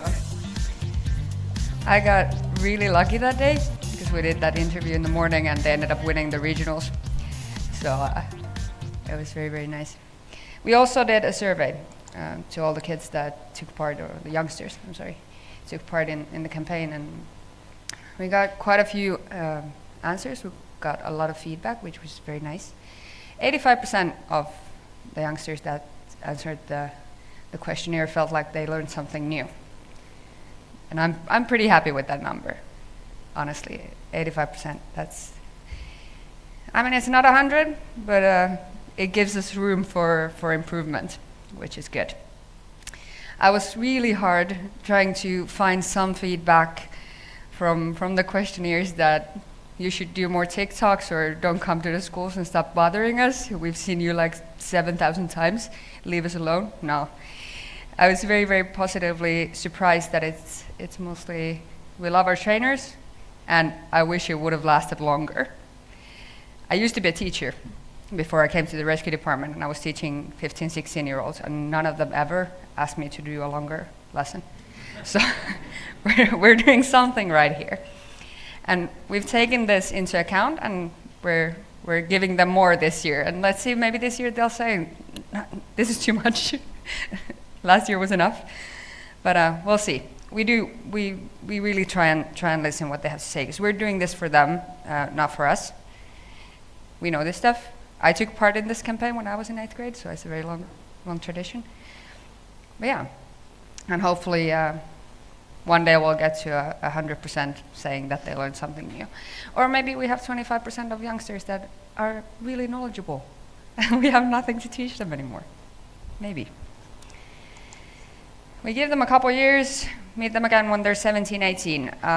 This is because in Finland you get your driver's license when you're 18. So then we meet them again and we talk about traffic safety. This is called Punainen Liitu, the red chalk.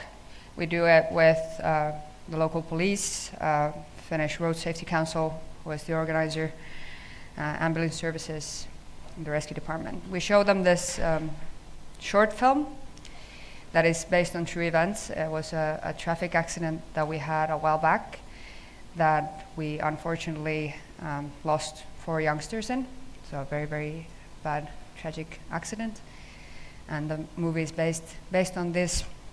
And we show them a short clip, after which a firefighter or a police officer or an EMT or a person who has been in a traffic accident and suffered from it talks from their point of view and tell a story from what they've experienced with youngsters in these scenarios. It's a very, very emotional event. I think I've attended 6 or 7 times by now, and I've never gotten through it without tearing up. And I'm not the only one. They really listen.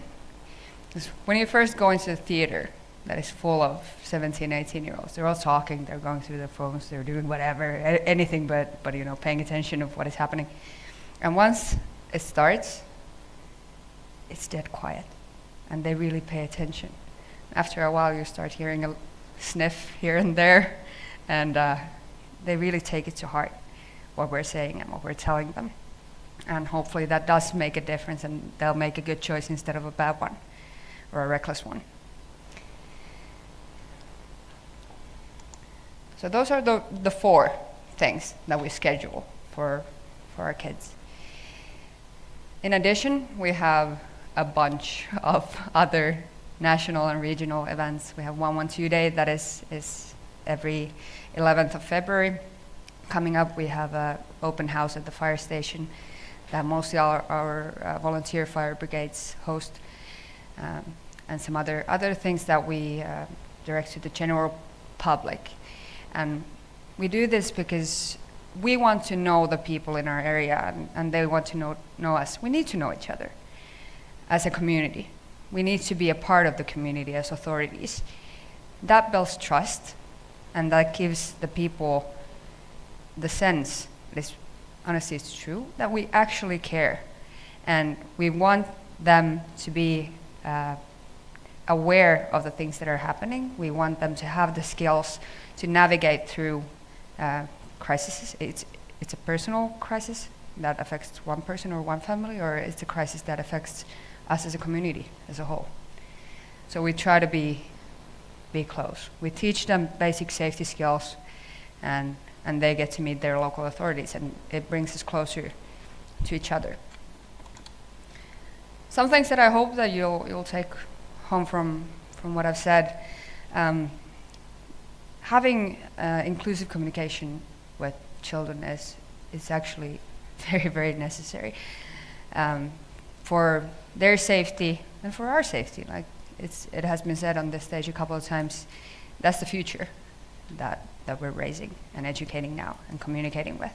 So have trust in them, that they can be a part of the solution, not a vulnerable group that we need to take care of, but a part of the resource. We need to tailor the message to their age, obviously, while keeping it honest. And we need to empower them, because they're a lot smarter than we sometimes give credit to. So listen, empower, and trust, if I would have to put it in 3 words. I'm pretty sure I've spent my time, but if you have any questions or you would like to discuss this more, I hope contact me, email me, call me anytime. I'm more than happy to talk about this forever. So anytime. Thank you so much.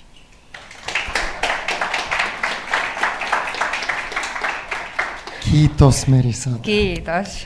How interesting to see how our models, which are quite theoretical in the beginning, such as Lundi model that Sven talked about from the beginning, how to see their practical application, to see that in Finland, youth is given space, they're given voice, and they even give 85% positive feedback, which is crazy for such a group of people who usually are quite negative about things that grown-ups do.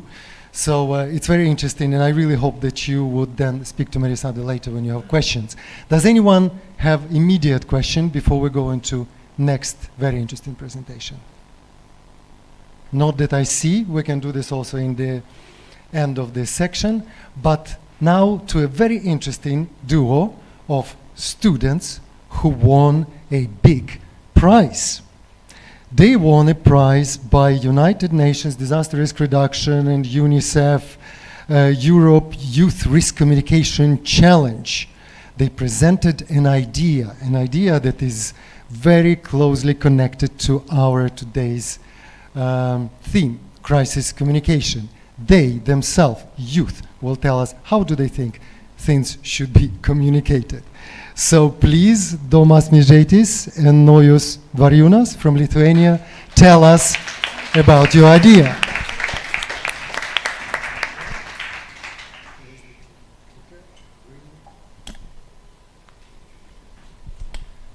Hello, everyone.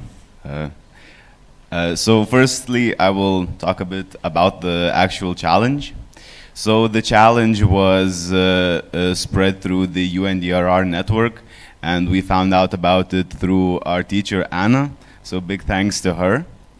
The whole point of the challenge was to involve youth in actually analyzing and potentially solving the problems that they face in their own community and neighborhood. So now about the actual solution that we created. So what is the issue? So for this, I would like everyone to imagine a situation. Imagine yourself sitting at home watching television when suddenly you get a crisis message. Maybe it's a flood, maybe it's a missile attack. Being relatively smart, you decide it's time to seek shelter. You go on the internet, go to your municipality website, click on the first link, and this is what you see. So the main issue our proposal aims to address is the lack of accessible information. Many people are not exactly tech literate, and those who are probably not patient enough to scroll through a whole Excel spreadsheet just to find life-saving information. So some people don't even own the necessary programs to check such information. For example, I would guess that a lot of phones, mobile phones, probably don't have the ability to open such a spreadsheet in an easily viewable manner and to survive any crisis. So now, more about our solution will tell my classmate, Nojus. Thank you. So our solution would be an app featuring all of the necessary information and instructions during emergency situations. So this is the logo we just thought of. It would have Google Maps functionality, so it would show all of the shelter locations and navigations to take to them. Also, it would be easily developable, so it would not cost a lot. And wait. Also, the most important thing it is inclusive.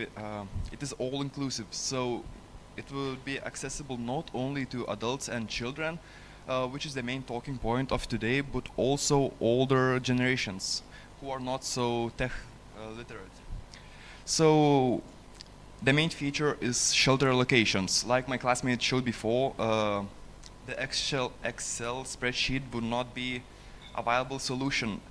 So we would use Google Maps to illustrate the locations of the shelters, and also since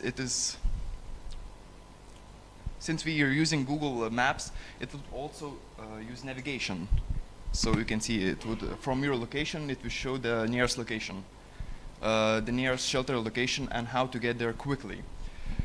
Other features would be information about hazards. For example, our city has a large industrial complex, and sometimes fires occur, and the toxic fumes fly over the city and may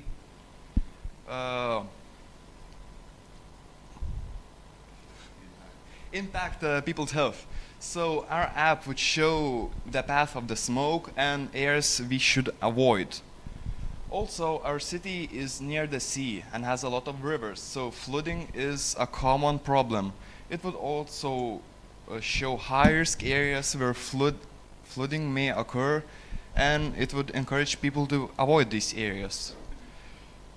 Oh, he showed that. Okay. To summarize, our idea offers a simple and universal disaster risk reduction tool accessible to all people, which will improve general awareness of environmental problems at the local and regional levels. Thank you.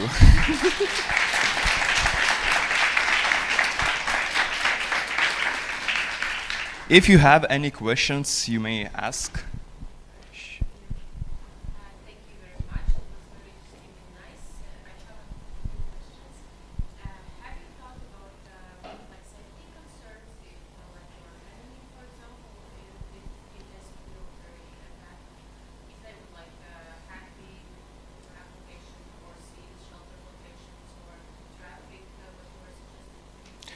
Well, all of the information is already available. Like we showed the Excel sheet, so the shelter locations are no secret. So either way, they could use it. And actually, the Excel spreadsheet also shows the coordinates, so it might be even easier for enemies to actually target those locations. Yeah. But I believe no one would target specifically the shelters. It's inhumane, but it's possible. Yeah, it is possible. And the second question I had, what about internet? Like, it probably you need quite good internet for running the application. And how do you have like any solutions how you would secure this application running in the circumstances without internet? If you're like, for example, suggesting better roads or areas you should avoid in case of like foam or whatever, how would you like keep the information the latest, the newest one if there is no internet? Well, to download the app, you would need to download it beforehand, so most of the information would be already available. But you know, when some emergency thing happens, you get an alert on your phone. It like beeps a lot. So the app would use information from that, possibly. Yeah, and it is important to mention that this sort of application would not be like a completely universal, all-encompassing solution, but it would just be a major improvement on the most common way that people would actually find the shelter, which would probably be, which would benefit the vast majority of people living at least in the city, because the vast majority of people do have access to the internet. And last question, I'm sorry. What was the time period you spent on making this project? How long does it took for you to like do all the researches and all the information gather? So the creating the idea of the project, it actually didn't take that long, but it was about the beforehand like education. We went to like consultation where all the participants, all the competitors joined, which sort of gave us some feedback and like some general guides of what we should do. The actual creating and designing took probably a few days, but if we tried to make it into an actual functional application, that would probably take a lot longer. Great, thank you.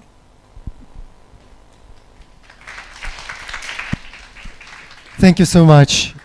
We have more questions. Please. Stay for a while.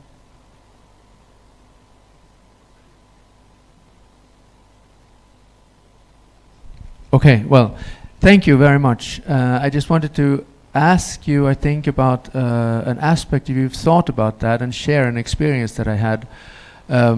For a few years ago, we developed with the German Red Cross an app for first aid, and it was, you come to, you see a person, and then there were pictures, and then there was a guide also. Is the person breathing? Yes or no? And then you push a button and you come on, and then is the person bleeding? Yes or no? And you move on, and so on. And then you get an instruction of how to handle first aid. And when the app was finished, everybody was kind of laughing and saying that, look, nobody has time for such an app in an emergency situation. You're not going to go and look on your phone if your friend is not breathing or bleeding heavily. But it turned out when we launched the app that people used it sort of as a game, kind of. It was, people played with it in just as you play with your phone, just to kind of check, do I know my first aid knowledge? So my question is, have you thought about this sort of like gamification process and like just having fun checking the app in peacetime, so to speak? Yes, when we were designing the concept, we actually thought about that. People could use it before the emergency situation to learn about the shelter locations, so they could find them faster. Also, it will also include, like you said, guides to help people who were passed out. We were planning on that. Yeah, it is very important for such informational apps to actually be competitive in the app marketplace, because pretty much every app on your phone is for entertaining and it's kind of made to be addicting, so you would use it more and more. So it is important to somehow make these like educational apps sort of hide the fact that they're educational and make them something that people actually want to download, not just because like someone tells them at a conference, please download this app, and they later go home and delete it. Right. So it needs to be something with actual day-to-day functionality. Right, great. Thank you. Thank you.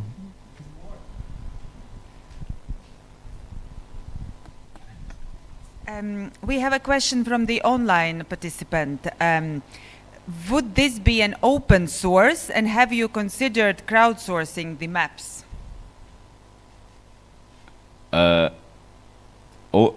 We're not programmers specifically, but as I understand open source, there might be like some safety problems that might make it so making it completely open source might not be the best idea. But it would sort of use already existing technology like Google Maps in a way to make it a more comfortable user experience. I don't know if that completely answers the question. But it would be free to download and use. Yeah.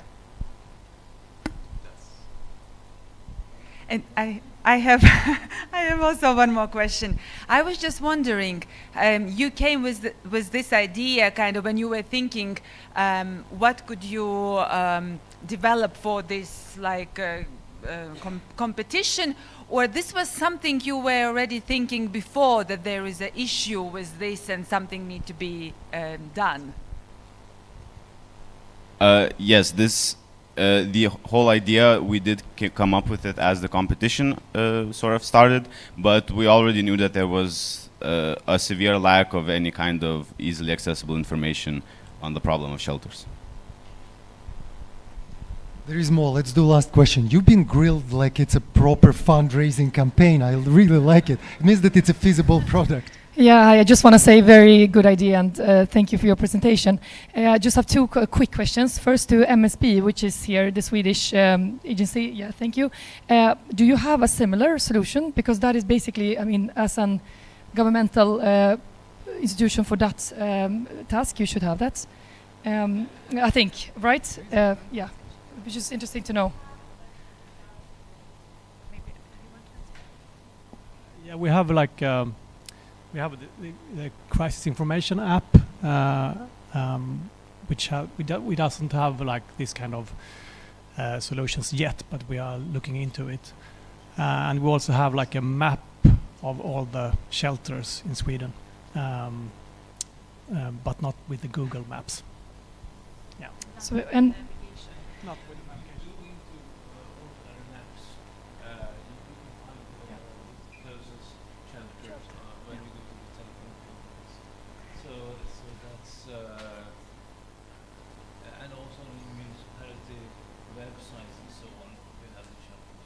And just a quick, I just want to give you an idea. I read about an app called Maze Map. I don't know if you know about it, but it's just for inspiration. And this app I basically focused on to find locations and mapping inside campuses, shopping malls, and so on. And that app have like started a bit like yours, and it's like a large success today. Yeah, just want to tell you about it. That it's like it made me think about that solution also when I heard about this. And it was a big need of it, and it helped a lot of people to just find around in institutions, in buildings where it was very hard to know where to go, but it's so easy accessible and it's used in the whole world now. Yeah, thank you. Thank you very much. As you see, you struck a nerve here because it's a very important topic, very important issue. So thank you for thinking like this. It looks to me like startup is the next step. And thank you to the teachers that helped producing this type of results with these talented students. Thank you very much, guys.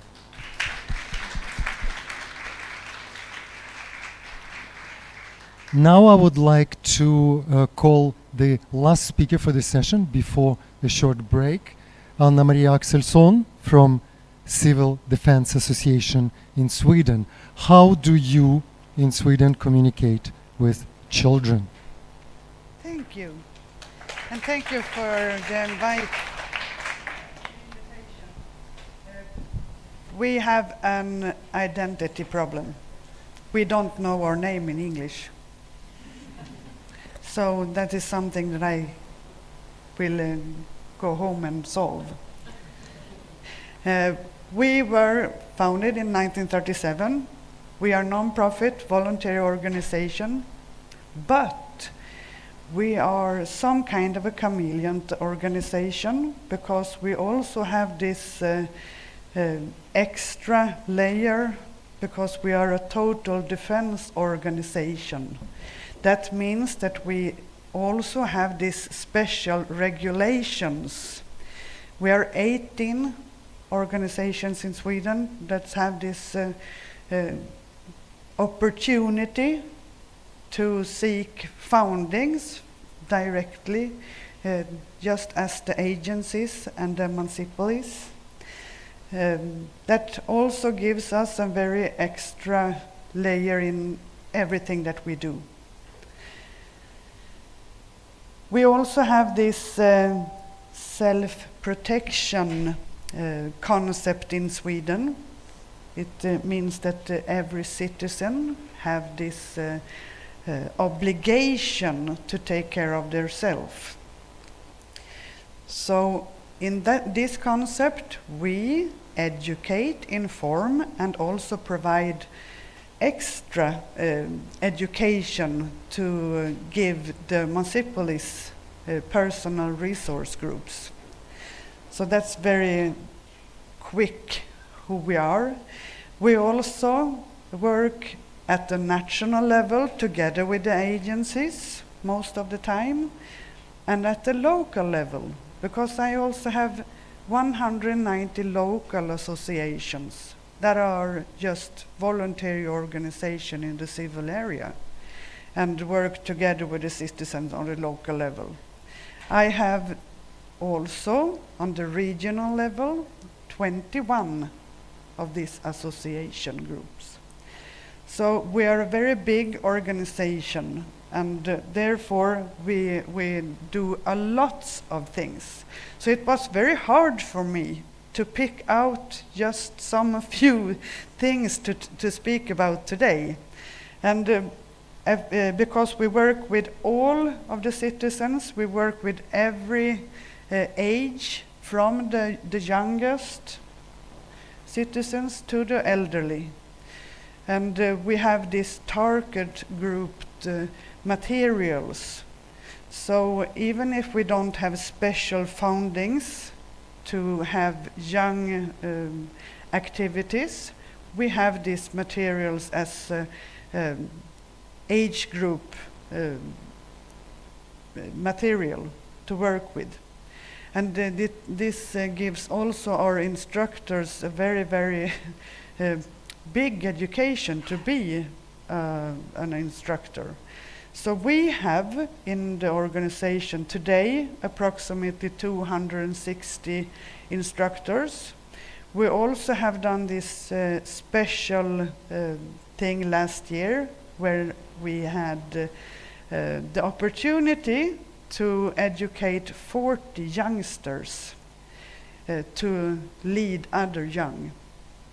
But I think it's very important to have this safety during normality and crisis, and the whole concept or the whole how we work in Sweden. Everybody can do something and take care of themselves. So we have focused on to give the children an opportunity to feel that they are in charge over themselves and their own situation. And I'm going to very, very quickly show you our personas. Each persona have a story, and each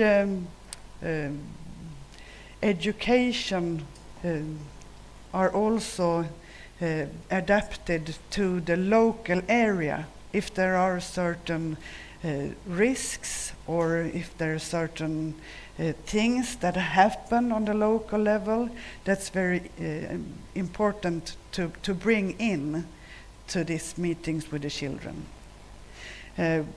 So you will first meet Gottfried. Gottfried is a little boy who lives in a building, and the story about Gottfried, he also have a lots of neighbors with different things that happens to them. We also have this 3-step approach. It should be very, very easy to a child to remember what you would do in different situations. And Gottfried is preparing children for crisis and disasters.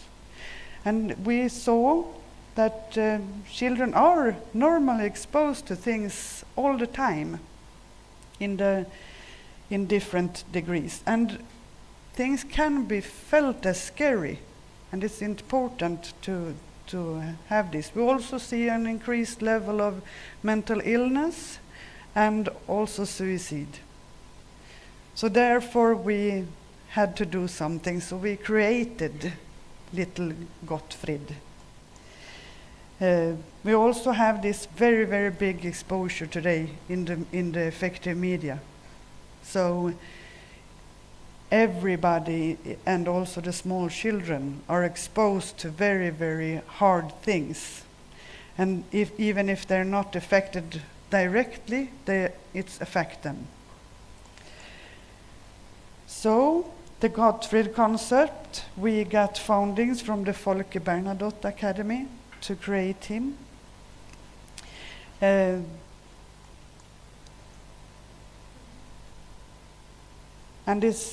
it can be felt as stressful to deal with scary experience. And the ambition here is to give the children or the child some kind of control and give them a method to work with. And the 3-step approach is to speak about the happening. And it's very important that we have 2 parts of this. One part is the education or information together with the children, activities, playing, acting, and the other part is for the adults. Every education or every concept have one part for the child and one part for the adults. We mostly work with the teachers and the parents and the other people that are around the children. But we also have, if we are in a geographic place in Sweden where we can also send out our own instructors to have this. So we work in the whole chain, from the local level together with the children up to the teachers and the authorities to create this. Next is to do something. Play, act, write, draw. We have in the material a very, very large kind of examples for what to do with the children here. And also the needing of rituals, or even creating your own ritual to proceed through the scary things or the cries. So that you can have this toolbox with you in every situation. We just work with example situations. So, as I said, we have a big toolbox with example of things that you could do, playing. We also have, I show you him, Bert, for the children to draw in. We also have the letters to send home to the parents if you need to. So we have example of different kinds of things. Gottfried, as I told you, we work with personas in all this, and he is gathered around lots of neighbors, and he also have relatives that dies and pets that dies, and he knows them. So you have to talk about feelings and play different games and role playing. It's a very, very big concept that way that we give to the ones who want to have this. We have other personas. Maybe some of you have met somebody of this. We have worked internationally before, like Hitta Vilse, Find Lost. Also I know Kattis and Roffe.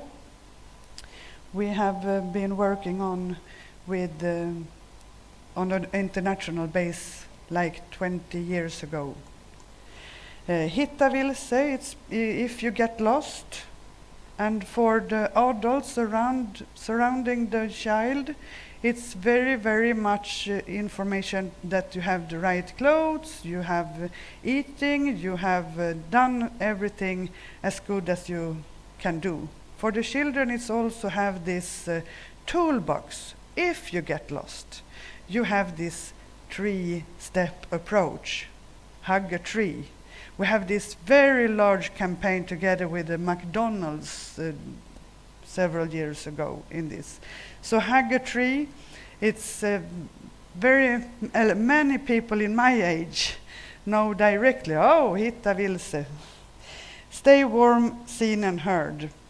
So the next persona is Hombert. It's home preparedness, and also here to give the children, the youth, the opportunity to do something that they can control, and therefore also be a part of this. So you know from the beginning, and here we also have lots of activities, playing, role-playing in this material. And this is from 6 years old up to adult. So this is now one of the things that we do special age adapting when we go out and have home preparedness. We don't have special foundings for any of our children concept right now, just age adapting. And Kattis and Roffe, and here is the alarm chain. Stop, alarm, help. From the beginning, Kattis and Roffe was a dog and a cat, and now we have done personas. And every persona in this concept have also a story that you create, but you can also put in local happenings and local things in the story, so it will be easier to gather around. We have Blackout, the playing that we did yesterday, but in our game, everybody is the family, but the family has different kinds of conditions, and or you have the farming family and the Funkis family, and you play and you can also trade things with each other. We have in the city of Elköping, we have videos with news reports and doo-doo. So the government or the agencies are prepared, and everybody in groups are the families. This we developed together with the Swedish Energy Agency. So, but we have more things that we do, and I think afraid or prepared, like a concept that comes from MSB. And there we now educated these 40 youngsters that are supposed to go out in the high schools and talk about total defense preparedness. But they are using the concept that the MSB have taken for. They also have the Hembert concept. So it's youngsters that can go out to the youngest. Now we have said in first to third degree in school, they can go out. And it will continue to give them more personas to work with. But we started up with afraid or prepared. And the material that you talked about earlier, it was ready, steady. It's also important because we think that we should prepare these youngsters, the 16-year-olds that are a part of the total defense duty. And in the municipalities that we work, we always take the speech with the authorities. Do you want to use the 16-year-olds? And if you want, what should they do? Because when we educate the personal resources, we can involve the 16 to 18 years old if their parents says yes and if the authorities say yes. And in the municipalities that we are working with the 16-year-olds, they almost every time have information to other young people. But they are prepared for this before the disaster. So this was very, very quickly about us and just a small part of what we work with. We work with the whole society and everybody is involved in this. So, thank you. Anna Maria. What a great example how a non-governmental organization is a great asset and used actively by the Civil Protection Authority. MSB gives direct questions to your organizations, help us with this. And this is a good example, the same thing in Finland happening with the National Rescue Association, SPAC, and in other countries. Let's copy good examples. Do we have any questions to Anna Maria? Or you can ask it during the next 10 minutes break. And I would like you to be back at 12:20 here. We will hear from our Ukrainian colleagues. Let's have a quick break, 10 minutes. Thank you.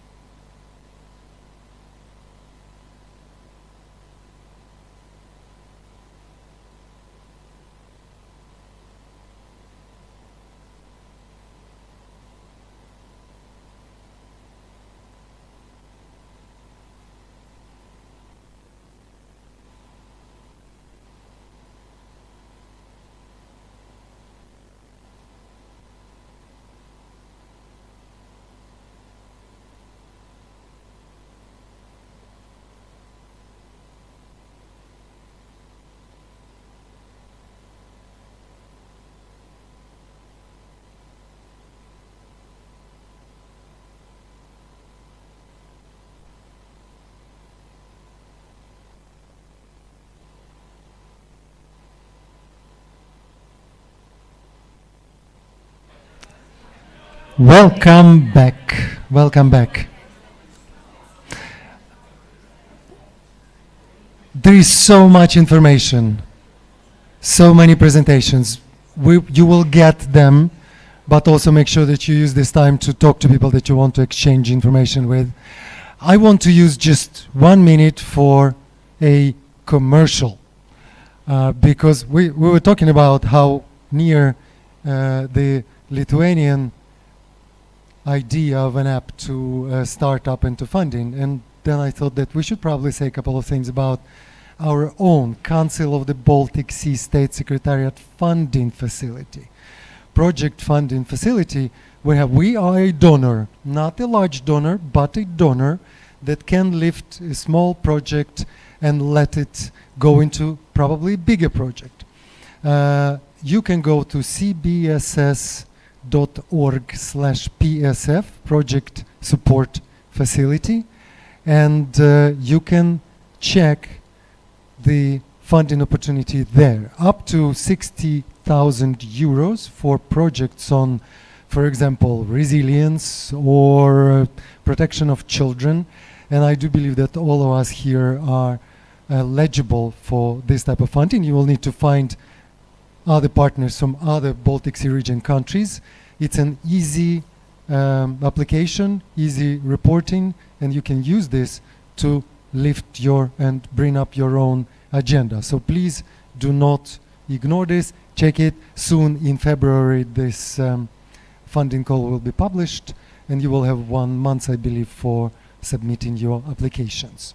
So please consider us, CBSS, as a donor. But now we are going to talk about children for whom crisis is not a theory, it's everyday problem. For children who spend time in bomb shelters, for children for whom the sirens and air raids is everyday reality. Ukraine have showed us from the beginning of the Russian invasion in 2022 how resilient a country can be, how people can help each other in times of need. But I'm really proud of how Baltic Sea region got together and helped Ukraine since the beginning of the invasion, both with equipment but also with knowledge. Even we at the Council of the Baltic Sea States run a couple of projects when we try to get as much as possible on the knowledge side, of the curriculum side, with help of MSB, for example, and tactical medicine projects into Ukraine.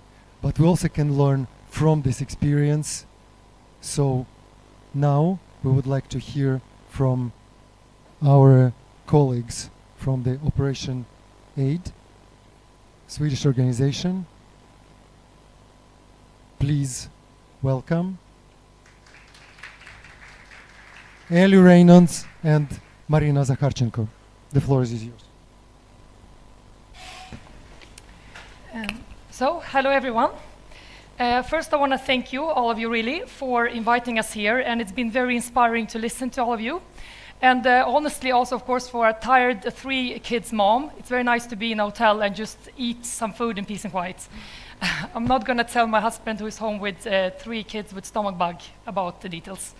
My name is Elena Reynolds. I am a medical doctor. My specialty is gynecology and obstetrics, and I'm more focused on benign gynecological surgery, and I'm based in Stockholm. I'm also doing research in the Swedish Defense University in the topic preparedness. As well, I'm the co-founder and operations manager in the humanitarian aid organization Operation Aid. Hi, my name is Marina Zakharchenko. I am from Ukraine, and I am an area manager South Ukraine. And my main focus is Active Kids project within our organization Operation Aid. So today we're here to basically open a door into the harsh reality.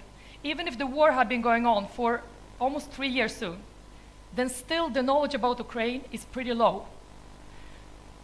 Just to talk about Ukraine, it doesn't help, but action does.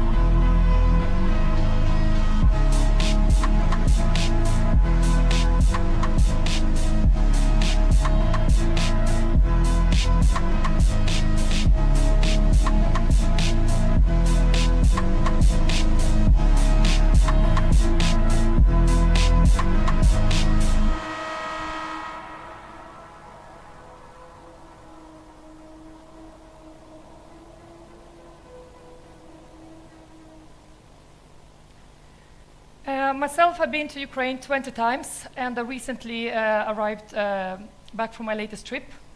What you saw here was Operation Aid's activities in the first year after the full-scale invasion. We basically focused on emergency first aid then. Today, Operation Aid have 3 main focus areas: active kids, healthcare, and crisis prep. And today we're going to focus on the active kids part, but I'm going to just briefly go through the other areas. Where are we? We have our main activities and our head office today in Mykolaiv, which is in the south of Ukraine. We also are very active in Kherson. We're in a way to opening an office in Kiev. And our healthcare project is based in Dnipro and Kramatorsk and working along the eastern front line. So, healthcare. From the beginning of the full-scale invasion, Operation Aid contributed with donating 65 ambulances to Ukraine. Most of them are operating near the front line. 1.5 years ago, we also understood that we would like to have a better insight in the evacuation chain, so we decided to have our own personnel in our own ambulances. Today we have 3 ambulances that operate near the front line with medic and drivers who drives wounded people from different medical facilities. As well, we have 2 civilian ambulances who are focusing more on taking care of the chronic ill people that are, of course, not prioritized today. And the injuries we basically see is mainly shrapnel wounds, concussions, and burn injuries. And it's multi-trauma, and it's complex injuries that takes very long time to heal. So, crisis prep, just briefly. Basically, it started as an idea when we wanted to ask Swedish citizens what were the level of their preparedness. After being working in Ukraine for a long time, we saw the reality as it was, and the war is so near us, and of course the political arena and the situation have made authorities to call for actions. And we wanted to just investigate that, and we interviewed people, just also children, teenagers, and grown-ups about how prepared they were and what would they do in specific situations. Then later that came into that we giving lectures for companies or other organizations. We can come and just tell about our experiences from Ukraine, as well as we having workshops, different kind of scenarios and so on in groups. We were, for example, in Almedalen last year and had a scenario training there. So basically, the idea with Active Kids, how it came to life. As you see, the situation with Ukrainian children are basically dire. And we saw that children was basically lacking interaction with themselves and with the grown-ups. They were a lot of times locked inside the house, they're doing online education, and we saw that the stressful environments they were living in really affected them. And then the idea with Active Kids were born. And Active Kids, basically, it's an idea about making children participate in physical activities and educational activities and meet other children and interact together. This project was a pilot project first that included 800 children, and that was funded by the Foreign Ministry of Affairs. And it was well received, and we got an extended grant now for 2025, where we're going to help 2,000 children. And here you can see when we're presenting a project for the Ministry of Foreign Affairs from Finland and from Sweden. So our largest project in Ukraine is Active Kids, because the situation in Ukraine is critical and I would say horrible. And what we do know that almost 1,400 educational institutions were damaged or destroyed. That's why almost even more than 1 million children, they have to attend school just online. And moreover, 70,000 lost one or both parents. Yes, it's very sad, and unfortunately these are the numbers. Here you can see the official data from the United Nations. Regarding killed or injured children, you may ask what was the main cause of these casualties. It's shelling and artillery and missiles and landmines, explosives and so on. As you all know, that medical system in Ukraine has been severely affected, and almost I think 15 million people will require mental health assistance of varying degrees of intensity due to the impact of the war. And it's very sad to assume that among this number, it is 4 million children, and also it's very sad, but the reality is, as you can see. The demand for mental health services in Ukraine is increasing. Comparing the first half of 2024 to 2023, you can see that nearly 300,000 patients received medical assistance, and 40,000 children among them. Moreover, more than 10,000 children, they have childhood behavioral symptoms.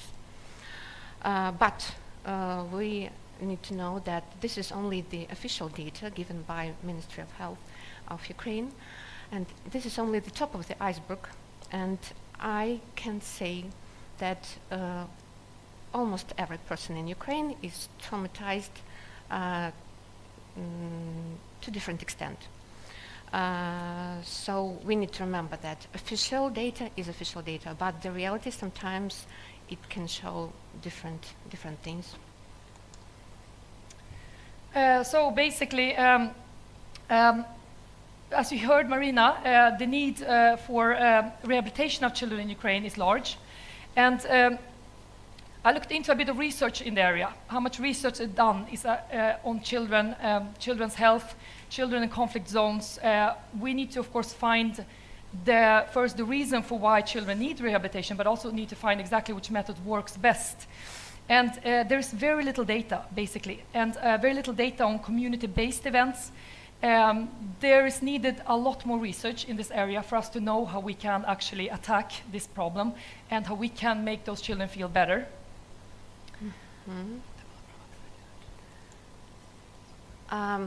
Here is our team in Nikolaev. You can see me there. So what do we do? Today Active Kids is based specifically in Nikolaev and in Kherson. It's the south of Ukraine. Soon we are going to open new centers in Odessa and in Kiev. And we are currently a team of 12 enthusiastic people. You can see only the part of them. It's our office in Nikolaev. And we are working with 15 different activity centers. In these centers, children can choose activities they want. It can be physical activities like, for example, martial arts, dancing, gymnastics, so on and so forth. They can choose educational programs, for example, IT, programming, robotics. They can attend arts and crafts classes here in our center. Also, they can join our crisis preparedness course.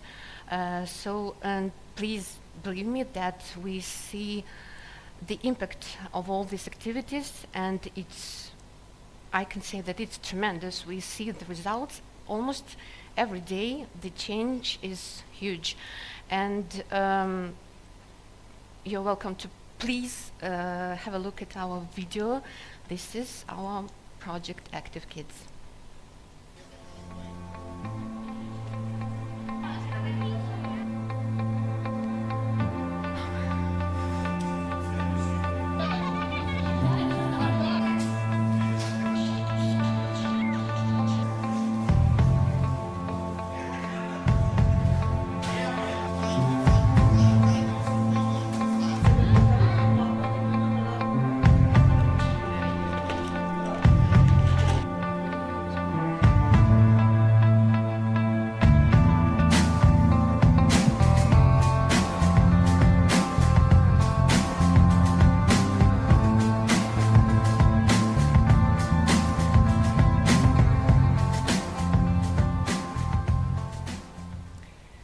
What you saw here in the end of this movie is what we're going to talk a little bit more about now, and this is basically crisis preparedness for Ukrainian children. A part of this, what we offer children to participate in, is crisis preparedness. So what does it mean, and why do we do it in Ukraine? Frankly, we all need to prepare, but these children are living in actually ongoing war. They are in constant danger every day, and if we're going to put our resources somewhere, we got to put it there for those children to be able to stay there and be able to kind of survive. The idea basically with crisis preparedness were born because we saw the need of it, and what it means is that we're targeting children between the age of 10 to 16, and what we're doing is that we're first starting with a psychological first aid part where we're finding out each child's need and experience. For example, some children have been through that they were in a village where there were missile attacks and so on. How did they felt when they were in that situation? Then we're going further and of course showing them evacuation routes. We're showing them how to stop a catastrophic bleeding in case they don't have a tourniquet. What can they use instead? We're showing them how to survive through terrain, how to find water, how to extinguish fires, and as well also how to basically make them through dangerous terrain when they have to be aware of mines. Because as you know, Ukraine's surface, 1/3 of Ukraine's surface is covered with mines. It's today the largest mine-covered country. That is what we do, and what we see from this project, it is frankly really amazing. We see that this empower the children, they participate in this, and they feel their confidence is rising, and they share this knowledge with their friends, with their parents, and they feel I can do something, I can actually really do something. We have, for now, this course have been attended by a bit more than 300 children, but more and more children coming in, and the aim is that all those children that we have inside our Active Kids project will go through this course. So, you guys recognize this? I borrowed your logo, I'm sorry for that, but we also, of course, had a bit of a thought that how can we apply what we know in Sweden? And the experts in the field is these guys, of course, and this is not in English, but you can learn Swedish here a bit. Om krisen eller kriget kommer. That's of course something that we all need to be prepared for. And we now applied for a smaller grant just to offer Swedish teenagers and children to take a part of our experiences. And our idea with it is to combine Ukrainian refugees that have already been through, that have some experience with Swedish children, and as well have Ukrainian instructors combined with Swedish instructors, because we want to use the knowledge from an active ongoing conflict to actually teach the Swedish population. Here is a video that shows a little part of the crisis preparedness course that we do.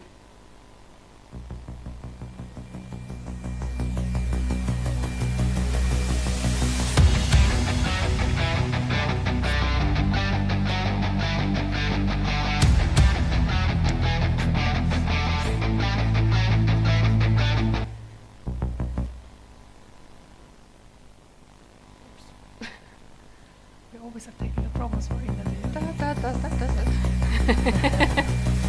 Imagine. Okay, sorry, something happened. It usually happens to us. The technical problem always it's too many videos, maybe. But it worked actually over there when I started. I don't know. It's okay. We get a couple more minutes. Okay, maybe we can try one more time. Because it's really Restart the interesting. systems is the It's best. very Me too.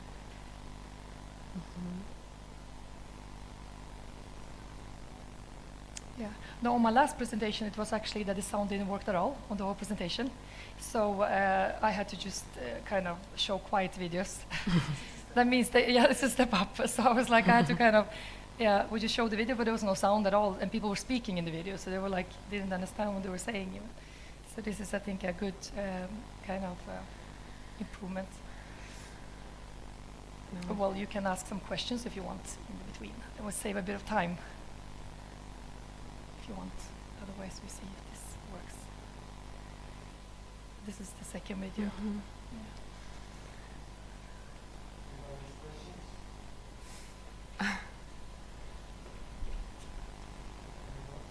Thank you. Thank you for an excellent presentation. I was wondering, do you cooperate with other civil society organizations on field? For example, Save the Children, UNICEF, Red Cross, or do you work just alone? Of course, our activities are in Ukraine, so we don't have any activities in Sweden. In Ukraine, we do cooperate with Red Cross. We have cooperation in Kherson, for example. Save the Children, we have tried to establish contact with them. Because they don't have a very large activity in the south, that's where we are, but we have tried to reach them in Kiev, and I couldn't reach them. But that is a part we really want to come in contact with. Very good idea. We cooperate with a lot of small NGOs that are local Ukrainians that are in turn cooperates with the large ones. So, for example, we have seen that Save the Children cooperates with 2 NGOs in Mykolaiv, and we also cooperate with them. So it's because we need, of course, to have a network there. But what is a bit unique about us is that we are actually a Swedish organization in Ukraine. So we have like a filial, you can say, of the Swedish, so we work under the Swedish organization, and as well we cooperate with others. A bit, I think, like the large organizations do, but we have seen, of course, that it's absolutely crucial to cooperate together. But we are still pretty small. Yeah, we do a lot, but we're small. Any other questions before we get in the video ready? Veneta. I think you mentioned, well, which of course is understandable, that the children are deeply traumatized. There are mental issues. But do you know you are providing help and assistance and activities where children can engage? But do you know if some kind of help is available in the school setting, like in the schools? Do they talk to children? Is there psychological assistance available? Do schools react if they detect the child has some issues and need help? Thank you, Benita. Of course, every school has a psychologist, and in school curriculum we have some lessons with psychologists. They just provide some games.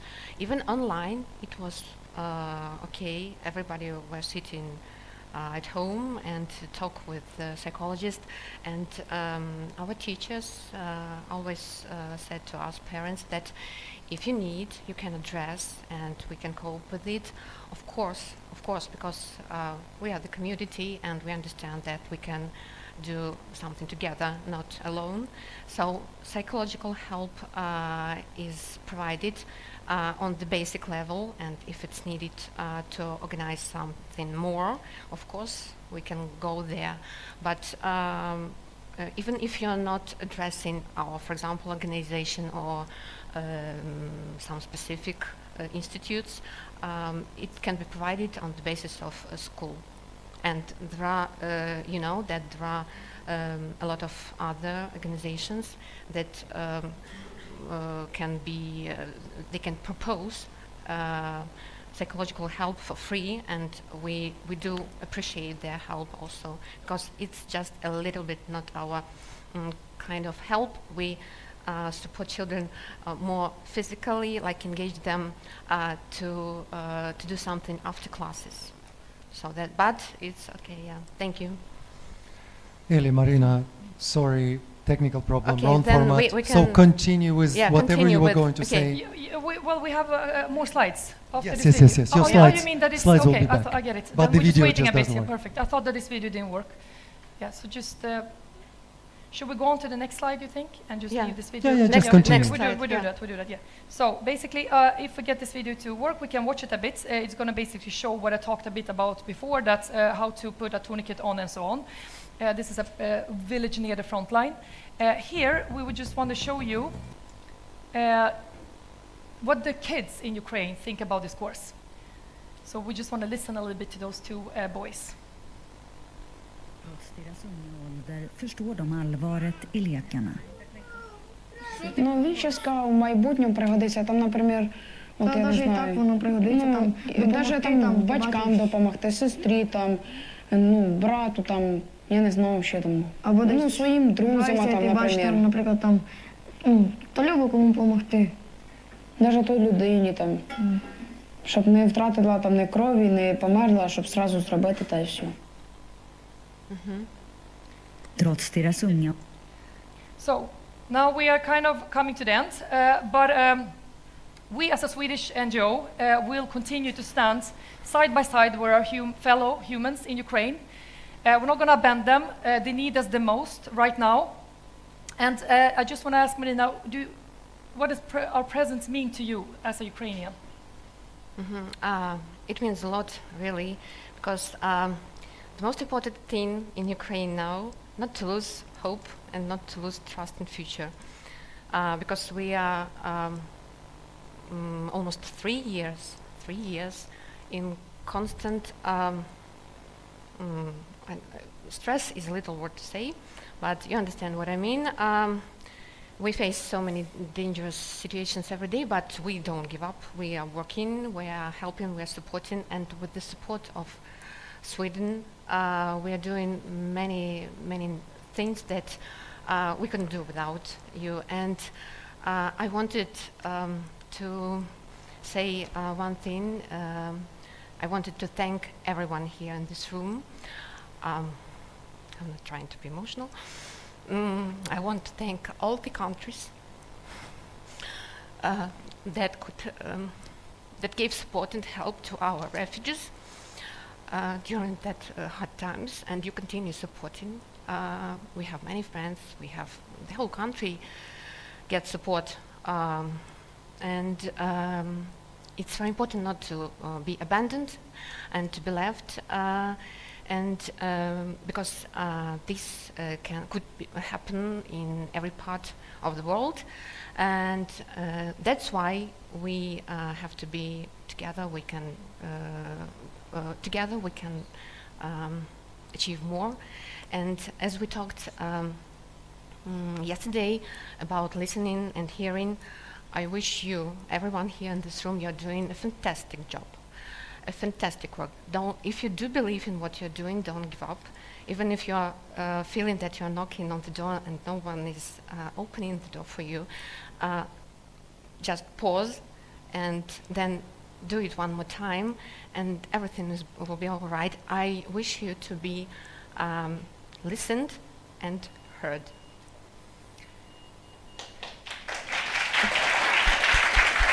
Thank you.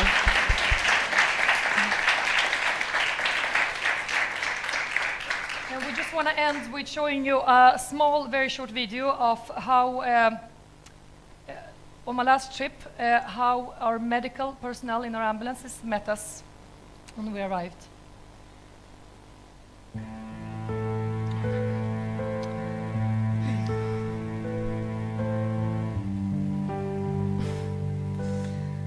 So let it be. Okay. It's the problem with it as well, right? It looks like we have a bit of a problem with it's okay. formats. We can have, unfortunately, but I think you understand the idea. I'm happy that we could show at least one or two videos. This is our last slide, and as of just a final thing, I want to say is that there is hope in the darkness of war, definitely, and we believe in that when good people come together with the right drive, we can face anything that comes our way. And you're welcome to visit our website. We are on Instagram, Facebook, LinkedIn, X, on all channels. We're very active. We show very clearly what we do, where the donations go. And yeah, thank you. Thank you. Thank you so much. Yeah. Thank you. Thank you. Thank you very much, colleagues. OperationAid.org. I do believe that you can do individual donations there as well, right? Yes. On the website. Of course, yes. So please go and check this website. But we are, unless you have more questions, we are very close to the, no, thank you. You Okay, thank you. Thank you so much. Thank you. We're very close to the ending of the conference, and I give the word back to my colleague, Vineta Palazzide, to finish the conference. And with these beautiful words, there is hope in dark world. We are almost at the end of the conference, and I would like to extend my huge thanks, firstly, to our wonderful speakers for taking your time to be here with us and to share your knowledge and your wisdom. And thank you very much to all the participants. I undoubtedly, all of you are very busy, and thank you for prioritizing these 2 days to focus on children participation in disaster risk reduction. And as we saw that, sometimes the world is a very sad and scary place, but if we are positive and we are doing what we can do to improve it, we can win any darkness. And before we conclude, you will see on the screen now the QR code, which will lead you to a short evaluation of the conference. And yes, please take your phones out, and we would be very grateful if you could fill in the very short questionnaire and give your feedback. It's extremely important for us to receive your feedback. And I also would like to give you a small homework, because we're talking about children participation. Children do homework, so we should do one as well. If you just could think about one concrete step you could do back home at your work, how you could better engage children or youngsters, as we were told. Just one step, and then don't be afraid, you will not be graded for that, but it would be wonderful, because as we see, sometimes just small steps can create really big impact. And with that, thank you very much.